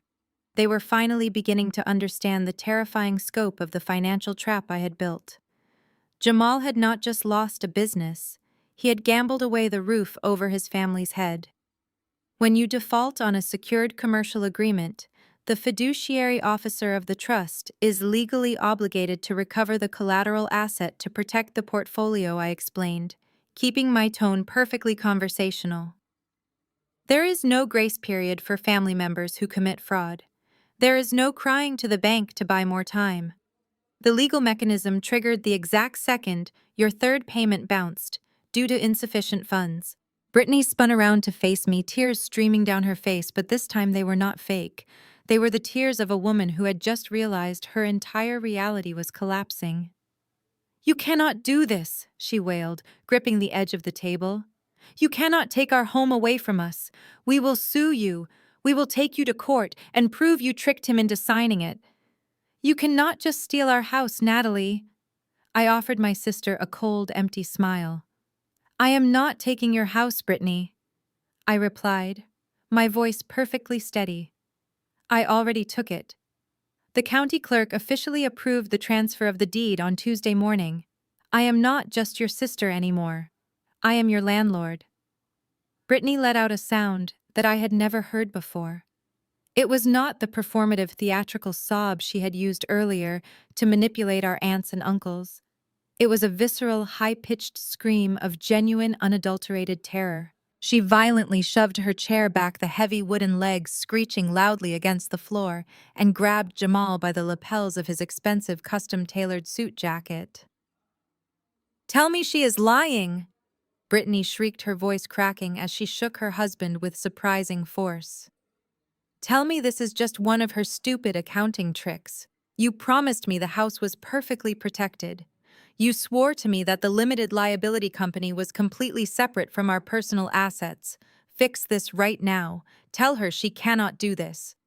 Jamal did not look at her. He could not even lift his heavy head to meet his wife's frantic gaze. The smooth-talking, incredibly confident tech visionary was completely gone, rapidly replaced by a hollow, trembling shell of a man. His hands were shaking so badly, he had to drop the heavy legal documents back onto the white tablecloth. He knew there was absolutely no trick. In the state of Illinois, when a commercial loan is secured by real estate collateral and the borrower defaults, the legal mechanism is swift, brutal, and completely unforgiving. He had arrogantly gambled their family home on a desperate bet at a casino, and he had spectacularly lost. I reached back into the certified legal binder sitting quietly in front of me. I flipped past the original pledge agreement and pulled out a single heavily stamped sheet of paper. It was not a printed bank statement or a preliminary warning letter. It was a formal, legally binding document, issued directly by the county court clerk. I slid the crisp paper across the table, placing it directly over the Las Vegas casino statements. "This is your official notice of foreclosure and eviction," I stated, my voice echoing coldly in the silent dining room. "As the new legal owner of the property, I am formally serving you notice right here and now. You have exactly 30 days to pack up your designer clothes, your expensive furniture, and your children. You have 30 days to vacate the premises completely. If you are not gone by the midnight of the 1st of next month, I will not call you to negotiate. I will simply call the county sheriff, and they will physically remove your belongings and change all the locks." Brittany collapsed back into her chair, her hands covering her face as she broke down into violent, breathless sobs. The pristine, highly curated lifestyle influencer facade she had spent years carefully building on social media was completely destroyed. There would be no more aesthetic home tours or bragging about her wealthy tech husband. She was going to be publicly evicted. Jamal finally found a tiny fraction of his voice. He looked up at me, his eyes bloodshot and pleading. "You cannot do this to us, Natalie," he whispered, his arrogant tone completely replaced by pathetic begging. "My startup is just hitting a temporary roadblock. I have massive investor meetings lined up next week. I can get you the money. I can pay you back with high interest. Just give me a 90-day extension. Please. We are family." I looked at him with absolute zero sympathy. "You lost the right to use that word the moment you tried to blackmail me into funding your gambling addiction," I replied firmly. "You treated your own home like a cheap poker chip, Jamal. You lost. Now you pay the house." The extended family watched the execution in stunned silence. Aunt Susan was crying quietly, but not for Brittany. She was crying at the sheer terrifying reality of the situation. Uncle Dave watched me with a newfound sense of awe and deep respect. They all realized that the quiet, compliant sister they had ignored for decades was actually a ruthless, highly calculated professional who held absolute financial power. But the absolute finality of my statement finally broke my father out of his shock. Thomas, who had been sitting frozen since the security camera audio played, suddenly snapped. The instinct to blindly protect his golden child completely overrode his logic or any sense of self-preservation. He pushed himself up from the table, his face turning a dangerous, volatile shade of red once again. "You vindictive, heartless monster!"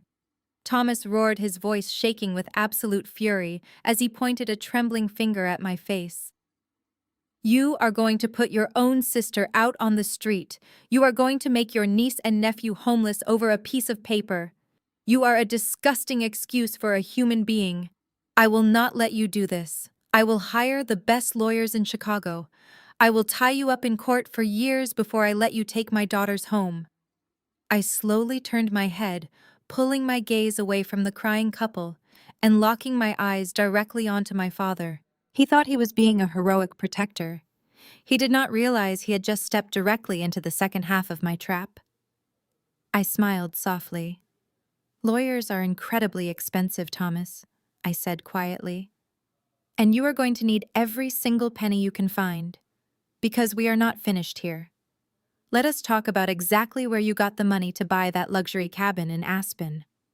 My father's mouth snapped shut. The aggressive red flush that had just covered his cheeks rapidly faded into a sickly pale white. He slowly lowered his pointing finger and sank back into his dining chair, suddenly looking like a very old, very tired man. He had been so incredibly focused on defending his golden child and projecting his own righteous anger that he completely forgot I possessed his full financial records. I reached forward and tapped the screen of the iPad, swiping away from the Las Vegas casino statements. I opened a new, highly detailed financial flowchart that I had built myself. "I do not just track where the money stops," I explained, turning the glowing screen, so Uncle Dave, Aunt Susan, and the rest of the horrified relatives could clearly see the undeniable digital paper trail. "I track every single place it bounces." "Let us look at the mathematics of your grand conspiracy," I said, keeping my tone as cold and precise as a surgeon's scalpel. "Jamal received exactly $100,000 from my investment trust. We have already established that he blew $60,000 in Nevada on high roller suites gambling and designer clothing for Brittany. That left exactly $40,000 sitting in his limited liability company checking account. A corporate account, I might add, that was strictly designated by federal law for business operating expenses only." Jamal stared down at the table, refusing to make eye contact with anyone. He knew exactly what I was about to say. Exactly 2 days after Jamal and Brittany returned from their luxury vacation, that remaining $40,000 was electronically transferred out of his corporate account. I continued tracing the line on the flowchart with my finger. It did not go to a server hosting company. It did not go to a software developer. It went directly into your personal checking account, Thomas. My father gripped the edge of the table, his knuckles turning white. "It was a repayment," he lied, his voice barely a raspy whisper. He was desperately trying to cling to the last shred of his dignity in front of his brother. "Jamal owed me money for previous investments in his company." "No, he did not." I corrected him instantly, shutting down the lie before it could even take a breath. "Because if it was a legitimate return on investment, you would have reported it as capital gains to the government. But you did not report it at all." Furthermore, Jamal categorized that outgoing wire transfer on his official ledger as a deductible business marketing expense. He deliberately falsified his corporate accounting to fraudulently lower his own tax burden. I swiped to the final page of the document on the iPad. "And less than 24 hours after that, $40,000 landed in your personal checking account, Thomas. You initiated another wire transfer. You sent the exact same amount of money to a luxury real estate escrow firm located in Colorado. It was the precise dollar amount required to secure the down payment on your new ski cabin." The private dining room was dead silent. The extended family was listening to a masterclass in financial self-destruction. They were watching the patriarch of the family be exposed not just as a liar, but as an active criminal. "What you and Jamal executed is not a simple accounting error," I explained, looking back and forth between the two men who had tried to destroy my career just moments ago. Jamal illegally commingled secured corporate funds with personal accounts, completely piercing his own corporate veil. He falsified a business ledger to hide the transfer. Thomas received stolen corporate funds across state lines and immediately used them to purchase real estate, completely failing to declare the massive influx of cash as taxable income. My mother Carol began to cry silently, her tears ruining her expensive makeup. She finally understood that they were not just facing social embarrassment or a ruined anniversary dinner. They were facing total, absolute ruin. "You committed textbook wire fraud," I stated clearly, letting the heavy words echo in the quiet room. "You committed federal tax evasion. You actively engaged in a premeditated conspiracy to defraud a secured financial trust. And you did all of it electronically, leaving a permanent, undeniable digital footprint that any junior auditor could find in 5 minutes." Uncle Dave looked at his brother as if he were looking at a ghost. He knew exactly what those crimes meant in the real world. I reached into the back pocket of my certified legal binder one last time. I did not pull out another bank statement or a property deed. I pulled out a single pre-filled, highly specific government reporting document.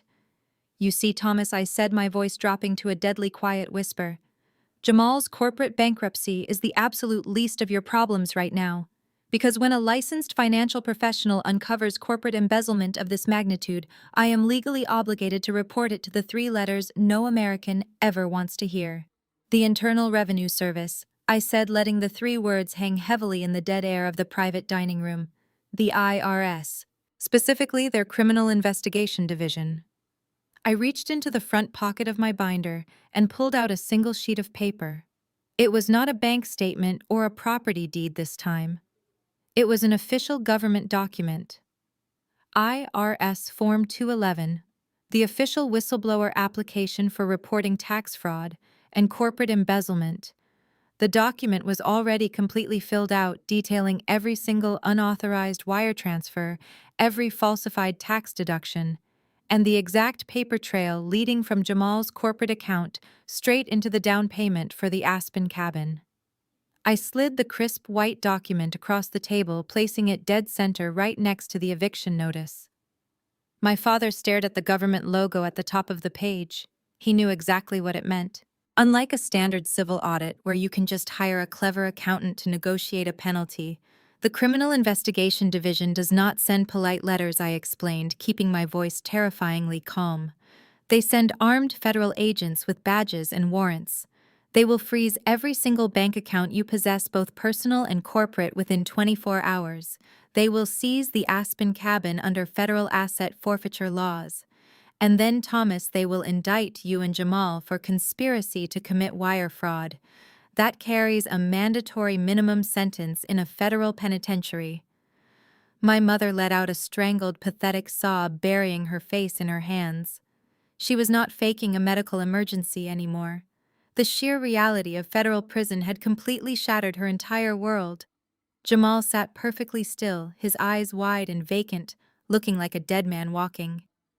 "But I am not entirely heartless," I continued, leaning back in my chair and folding my hands. "I am going to give you a choice, a one-time non-negotiable settlement offer to keep you out of federal prison." My father looked up, his eyes bloodshot and pleading. "What do you want?" He choked out, his voice completely broken.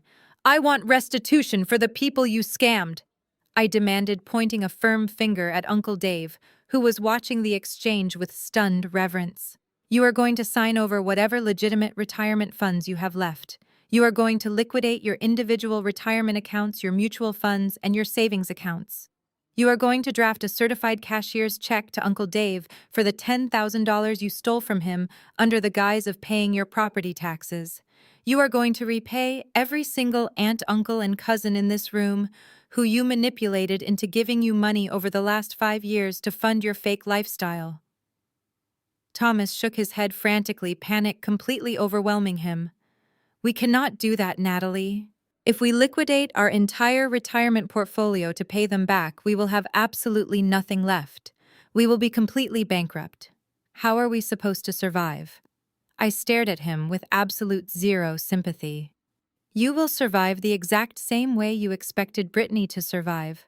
When Jamal inevitably drove his company into the ground, I replied coldly. You will downsize. You will get entry-level jobs. You will learn to live within your actual means instead of stealing from your family. I tapped my index finger directly on the signature line of the IRS whistleblower form. Here is your reality, Thomas. You can either walk out of this country club tonight with $0 in your bank account, but keeping your physical freedom.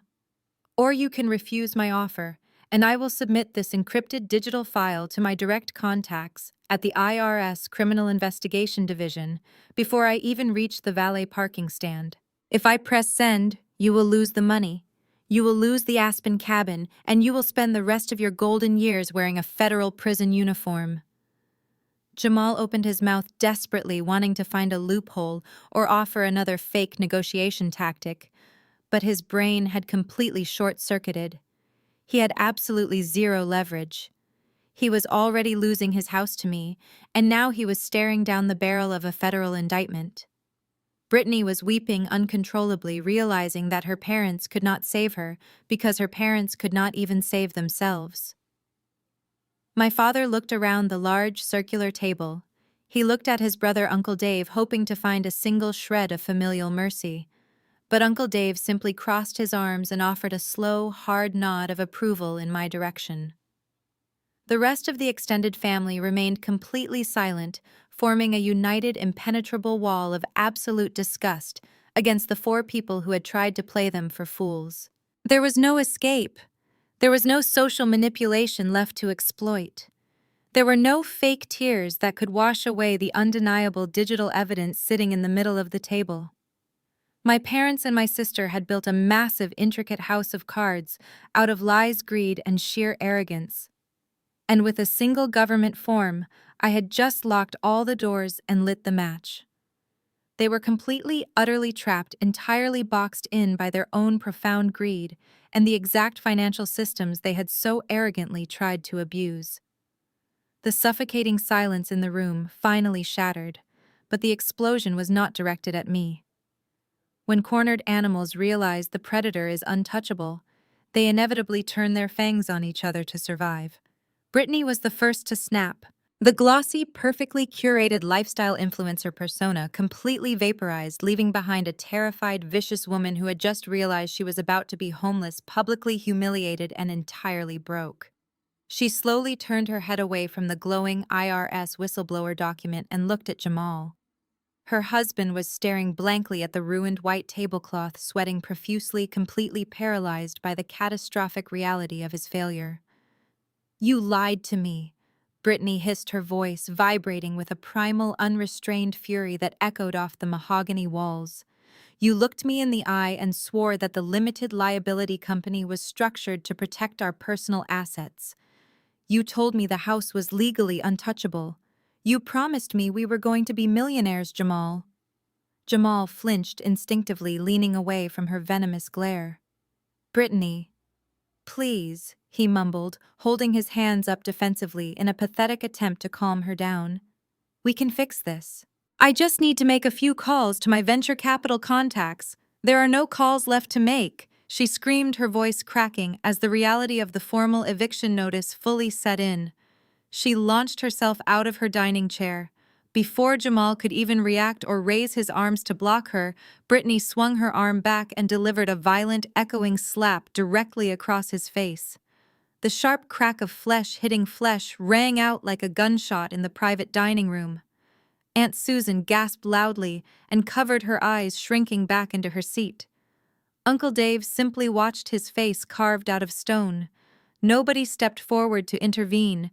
Nobody cared enough to stop the destruction. You lost our house, Brittany shrieked, hitting him again heavily on the shoulder. You bet our children's bedrooms on a stupid fake tech company that does not even exist. You are not an entrepreneur. You are a complete fraud. You have always been a massive fraud. You dragged my parents into your illegal scams, and now you are going to send them to a federal penitentiary. I am divorcing you. I am taking the kids, and I am leaving you with absolutely nothing. The physical slap, combined with the sudden threat of divorce, instantly incinerated whatever was left of Jamal's polished restraint. The smooth-talking tech visionary completely vanished, replaced by a cornered, vicious grifter who was absolutely not about to go down alone. He shoved his heavy wooden chair back violently, standing up and towering over his weeping wife. "You are going to leave me," Jamal roared, his face twisted in absolute ugly rage. He pointed a violently shaking finger right between her eyes. "You are the exact reason we defaulted on the commercial loan in the first place, Brittany. Do not stand there and act like some innocent, oblivious victim. You knew exactly where that money was coming from when we were sitting at the baccarat tables in Las Vegas." He turned to the rest of the room, loudly and aggressively airing out the toxic, rotting core of their marriage for the entire extended family to witness. "She wanted the VIP penthouse," Jamal yelled, pacing furiously behind his chair like a caged animal. "She demanded the $12,000 in Gucci bags and the Lamborghini sports car rental because she desperately needed premium content for her pathetic Instagram followers. I told her we needed to save enough capital to make the monthly trust payments to Natalie, but she threw a massive tantrum in the hotel lobby. She said we had to look incredibly rich to attract angel investors. Her massive, uncontrollable shopping addiction drained the corporate account completely dry. I missed those 3 legally binding payments because my wife absolutely refused to stop buying designer shoes with borrowed money." Brittany's jaw dropped in sheer outrage. Her chest heaved as she stepped toward him again. "You are blaming me," she screamed, pointing at his chest. "You are the CEO. You signed the legal documents. You are the one who actively committed federal bank fraud. I forged those documents to fund your delusional fake lifestyle." Jamal fired back, leaning in so close their noses almost touched. "You contribute absolutely nothing of value to this family. You just drain every single bank account you touch. Without my hustle, you would be working a minimum wage retail job right now. You are nothing but a massive financial parasite." They screamed viciously at each other, tearing apart their marriage and exposing every single pathetic lie they had built their lives upon. It was a spectacular, horrifying implosion. The unified front they had maintained just 20 minutes ago to extort me had completely disintegrated into a chaotic, incredibly ugly brawl. I sat back in my chair, taking another calm, deliberate sip of my red wine, watching the destruction unfold. I did not have to lift another finger or raise my voice. The financial trap I had built was perfectly executing itself, and they were doing the actual demolition work for me. But the fighting was far from over. As Jamal continued to scream about Brittany's reckless spending habits, my father Thomas slowly rose from his seat. The realization that his own retirement funds and his physical freedom were hanging by a thread entirely because of Jamal's incompetence finally registered in his brain. Thomas looked at the federal IRS whistleblower form sitting on the table, then looked at his screaming son-in-law. The patriarch of the family made a rapid, ruthless calculation to save his own skin. If someone had to take the massive legal fall for the wire fraud, it was absolutely not going to be him. Thomas raised his voice, a booming sound that easily overpowered the frantic screaming of his daughter and son-in-law. He pointed a rigid, accusatory finger directly at Jamal's chest. "You are a complete sociopath," Thomas bellowed, perfectly projecting his voice so Uncle Dave and every other relative could hear his sudden declaration of innocence. "You manipulated all of us. You came into this family pretending to be a successful businessman, but you are nothing more than a cheap, predatory con artist." Jamal stopped yelling at Brittany and whipped his head around, staring at his father-in-law in absolute disbelief. Thomas did not let him speak. He turned to face Uncle Dave, his hands open and pleading rapidly, attempting to rewrite history before the federal authorities could get involved. "He lied to me, Dave." My father insisted, his voice trembling with manufactured betrayal. "He told me the $40,000 was a legitimate return on a previous investment I had made in his company. He swore to me that the money was completely clean and cleared by his corporate accountants. I am not a financial expert. I am just a father who trusted the man his daughter married. He used my personal bank account to launder his stolen money without my knowledge. My mother, Carol, immediately caught on to the survival strategy. She stopped crying and nodded vigorously, pointing at Jamal as well. He completely brainwashed us, she chimed in, glaring at the man she had fiercely defended just half an hour ago.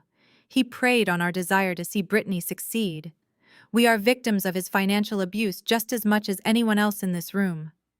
Thomas turned back to Jamal, his face twisted with self-righteous fury. I want you out of my sight, Thomas ordered, stepping forward aggressively.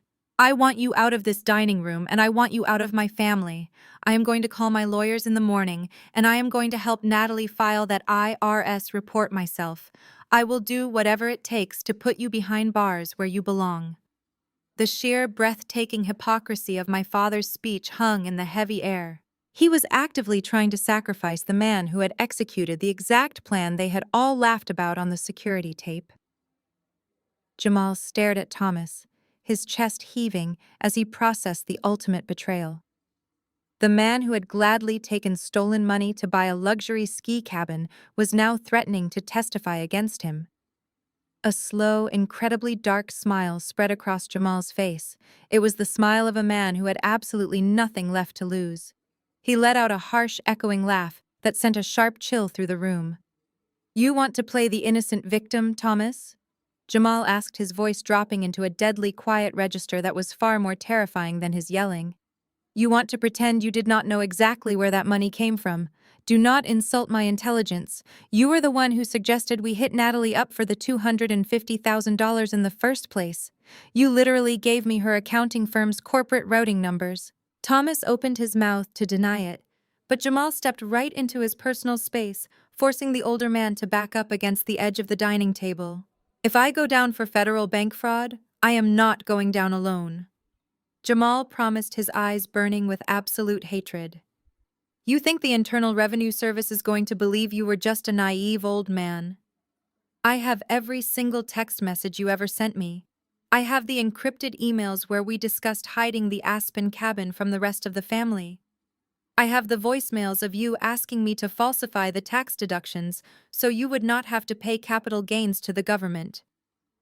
Jamal turned to the rest of the room, speaking to the aunts and uncles who were watching the destruction in completely stunned silence. The federal government offers plea deals to the first person who cooperates, Jamal announced loudly.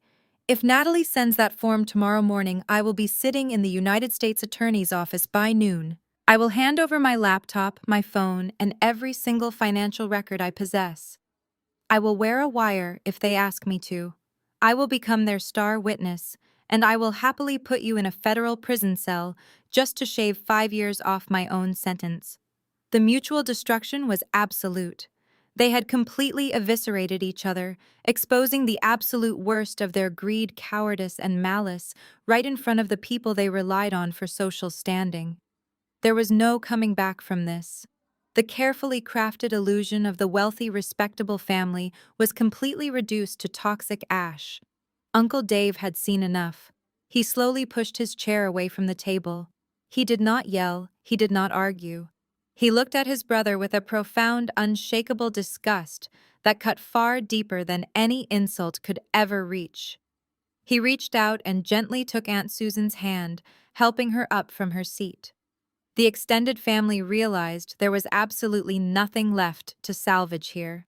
They wanted absolutely nothing to do with any of them. Uncle Dave stood up fully, his tall frame casting a long, heavy shadow over the ruined anniversary dinner. Aunt Susan stood beside him, her hand gripping his arm tightly. The scraping of their chairs against the hardwood floor acted as a silent signal to the rest of the room. One by one, my older cousins, my aunts, and my other uncles began to rise from their seats. They did not rush. They moved with a deliberate, heavy solemnity, like mourners walking away from a graveside. Thomas looked up at his brother, his eyes wide with a desperate, pathetic plea. "Dave, please, my father," whispered, extending a trembling hand across the table. "You know me. You know I would never intentionally hurt the family. We can figure this out. We can fix it. I do know you. Thomas Uncle Dave replied, his voice painfully calm and completely devoid of any brotherly affection. That is the tragedy here. I finally know exactly who you are. You are a man who would throw his own daughter to the wolves just to buy a vacation home. You are a man who would steal from his own blood and then smile right in my face at Thanksgiving dinner. Thomas tried to speak, but Dave held up a single hand, silencing him instantly. Do not say another word to me, Uncle Dave commanded. Do not call my house. Do not text my wife. You keep that $10,000. Consider it the final purchase price for our relationship, because as of tonight, I do not have a brother. The words hit my father like a physical blow. He slumped back into his chair, the last shred of his arrogant patriarch persona completely dead. My mother reached out to her sister, Aunt Marie, who was quietly slipping her arms into her winter coat. Marie, you cannot turn your back on us. My mother pleaded, fresh tears spilling down her cheeks as she realized her entire social circle was evaporating. Aunt Marie did not even look at her. You turned your back on your own child, Carol Marie said, coldly buttoning her coat.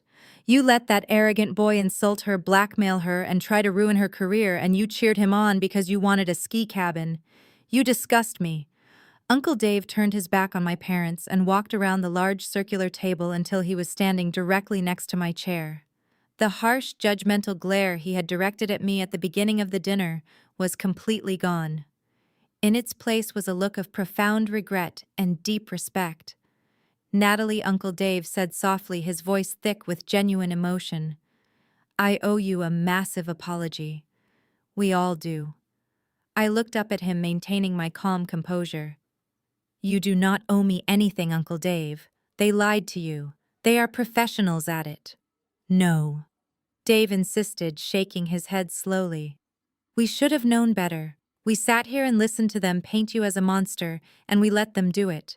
We let them use us to pressure you. You have been carrying the weight of this toxic family entirely on your own shoulders for years, and you did it with more grace and intelligence than any of us deserved. I am so incredibly sorry that we did not protect you. Aunt Susan stepped forward and placed a gentle, warm hand on my shoulder. We are so proud of the woman you have become, Natalie, she whispered. If you ever need anything, our door is always open to you. Only you.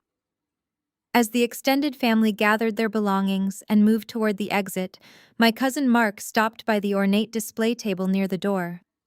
It was piled high with beautifully wrapped boxes, expensive bottles of champagne, and silver gift bags to celebrate my parents' 40 years of marriage. Mark picked up the expensive gift he had brought, stared at it for a second, and then tossed it carelessly back onto the pile. The shiny silver wrapping paper tore slightly against a ribbon. Leave them, Mark told the rest of the family loudly. Let them open their anniversary gifts while they pack up their house for the foreclosure. Without another backward glance, Uncle Dave opened the heavy mahogany French doors. One by one, the relatives filed out of the VIP dining room. They did not say goodbye. They simply walked out into the brightly lit hallway of the country club, leaving the suffocating toxicity behind them. The heavy doors swung shut with a solid, definitive click, sealing the room.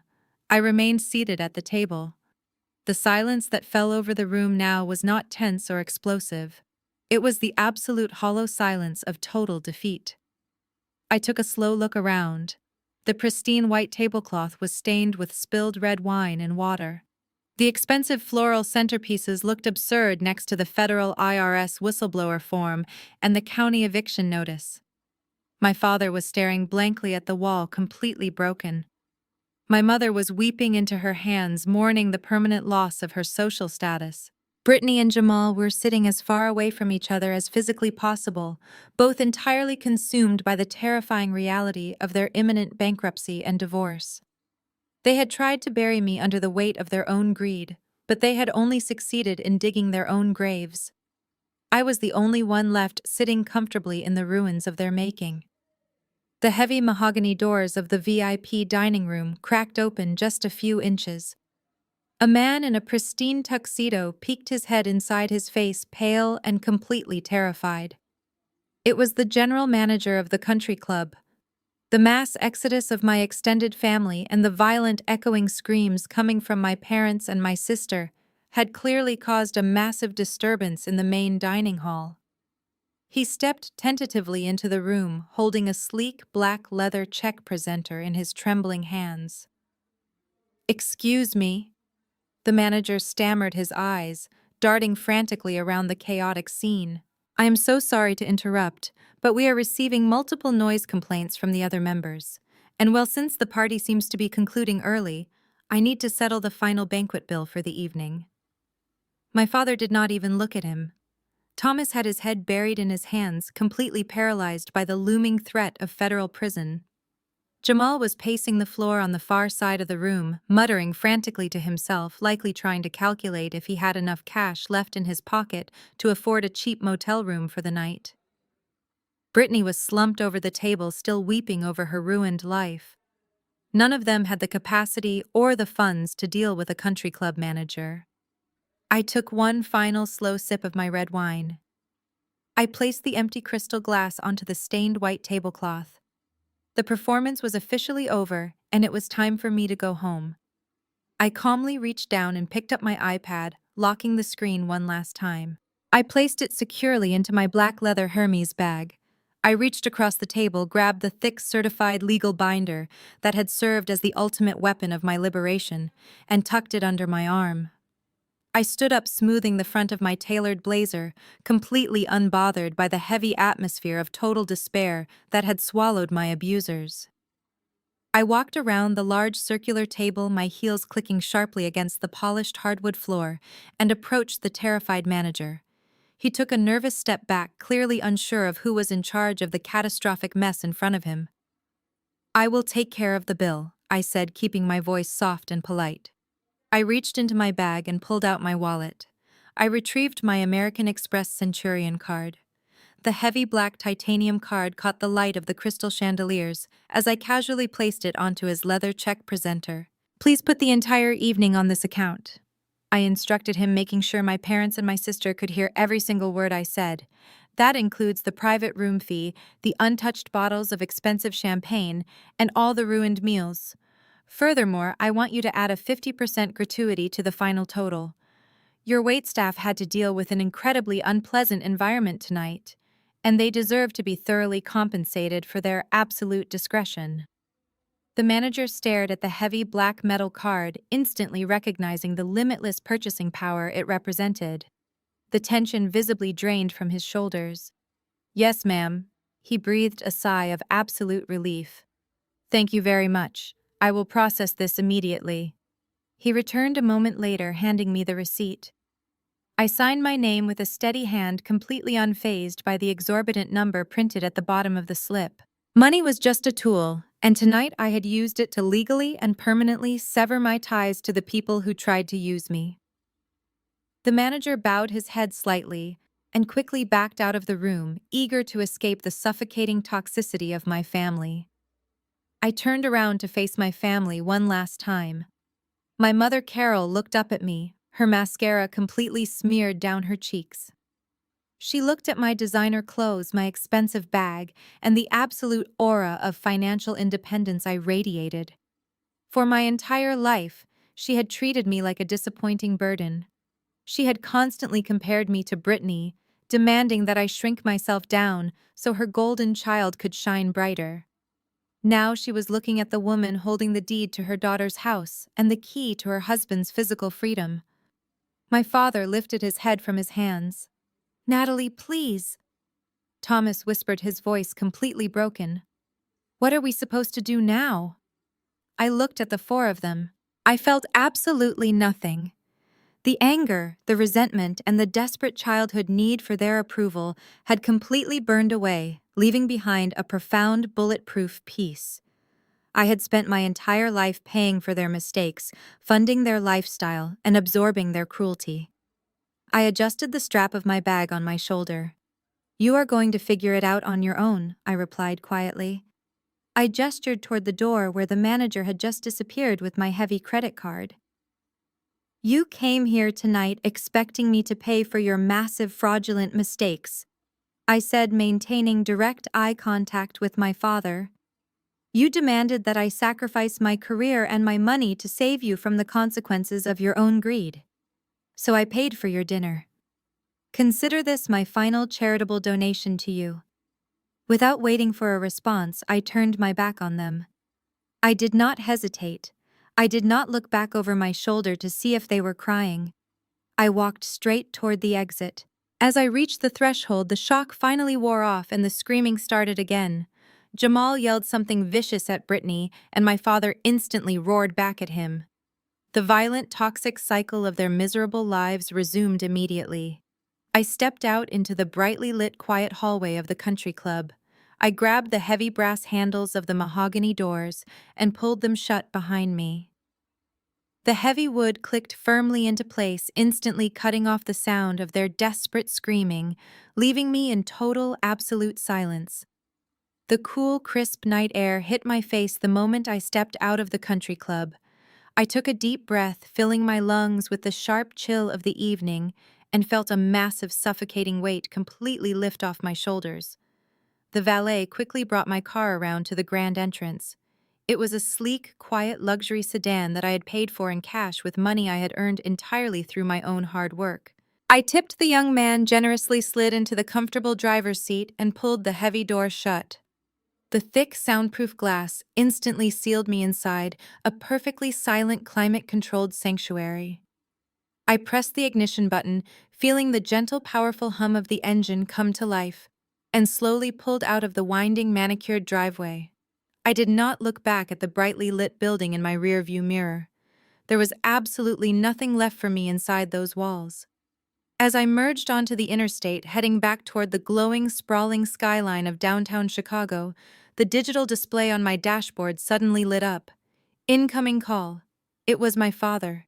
He was probably calling to beg to hurl more insults, or to desperately try and negotiate a plea deal that did not involve him going to a federal penitentiary. I let it ring. 10 seconds later, the screen flashed again. This time, it was my mother, then Brittany, then Jamal. They were panicking. They were frantically bouncing between rage and absolute terror as they finally experienced a world where I was no longer their designated safety net. I signaled, pulled over onto the wide shoulder of the highway, and shifted the car into park. I picked up my phone from the center console. I did not listen to the frantic voicemails they were leaving. I simply opened my contacts, tapped on my father's name, and hit block. I did the exact same thing for my mother, my sister, and my brother-in-law. 4 simple taps on a glass screen, and their access to my life was permanently, legally, and emotionally revoked. I pulled back onto the empty highway, watching the magnificent city lights reflect off the dark waters of Lake Michigan. We are conditioned from a very young age, especially in American society, to believe that family is an unbreakable sacred bond. Society constantly feeds us the toxic narrative that blood is always thicker than water. We are told by movies, by culture, and by older generations to forgive the unforgivable. We are expected to turn the other cheek and constantly compromise our own financial and emotional well-being just to keep the peace at the holiday dinner table. But that is a dangerous, manipulative lie designed entirely to keep victims trapped in the orbit of their abusers. Sharing DNA does not give anyone a free pass to steal from you, to lie to you, or to actively plot your absolute financial ruin while smiling to your face. Respect is something that must be earned, and family members should be held to a much higher standard of loyalty, not a lower one. I spent my entire 20s trying to buy their love and approval. I genuinely thought that if I just became successful enough, if I just solved enough of their messy problems, they would finally look at me with the pride they reserved entirely for my sister. But predators do not love their prey. They only love what they can extract from them. Tonight, I finally stopped playing a rigged game. A lot of people think that true wealth is measured by the balance in your bank account, the limitless limit on your black credit card, or the square footage of your downtown penthouse. Jamal and Brittany certainly thought so. They destroyed their marriage and lost their home chasing the pathetic, empty illusion of wealth. But as I drove into the quiet, highly secure parking garage of my building, I realized what true wealth actually is. True wealth is peace of mind. It is the absolute, unshakable freedom of knowing that nobody is secretly plotting to use you. It is the ability to sleep soundly at night, completely secure in the ironclad boundaries you have built around your life. Family is not always the people who raised you. Sometimes family is the peace you meticulously build for yourself after you leave the toxic people behind. I know I am not the only one who has had to make this incredibly difficult choice. Have you ever found yourself in a situation where you had to establish strict financial or emotional boundaries with your own relatives? Have you ever had to walk away from people who confused your generosity with weakness and tried to drain you dry? I would love to hear your experiences and how you found the strength to protect yourself. Please share your stories in the comments below. Reading your journeys helps remind all of us that we are never alone in making these hard, necessary decisions. If my story resonated with you tonight, please hit the like button and subscribe to the channel for more stories about surviving toxic dynamics, exposing the truth, and taking back your absolute power. Remember, you do not owe anyone your future just because you happen to share a past. Thank you for listening. The most profound lesson to draw from Natalie's story is that establishing ironclad boundaries with toxic family members is an act of essential self-preservation, not an act of selfishness. From a young age, society conditions us to believe that blood relations are sacred and that we must endlessly forgive, accommodate, and financially support our relatives, no matter how poorly they treat us. However, this narrative is frequently weaponized by manipulative individuals to extract resources and evade accountability. Natalie's harrowing experience at the anniversary dinner brilliantly deconstructs this dangerous myth. Her parents and sister attempted to use the concept of family loyalty as a blunt instrument to extort $250,000, expecting her to willingly sacrifice her hard-earned career and financial stability to cover up their greedy, fraudulent mistakes. When she refused to be their sacrificial lamb, they instantly painted her as a heartless monster. The lesson here is crystal clear. Sharing DNA does not grant anyone an all-access pass to disrespect, manipulate, or bankrupt you. True wealth is not measured by a perfect credit score, a luxury ski cabin in Aspen, or a black titanium credit card. As Natalie ultimately realized, true wealth is the profound peace of mind that comes from knowing your life is secure from those who view you merely as a disposable safety net. Walking away from an abusive family dynamic requires immense courage, but it is often the only way to break the cycle of emotional and financial exploitation.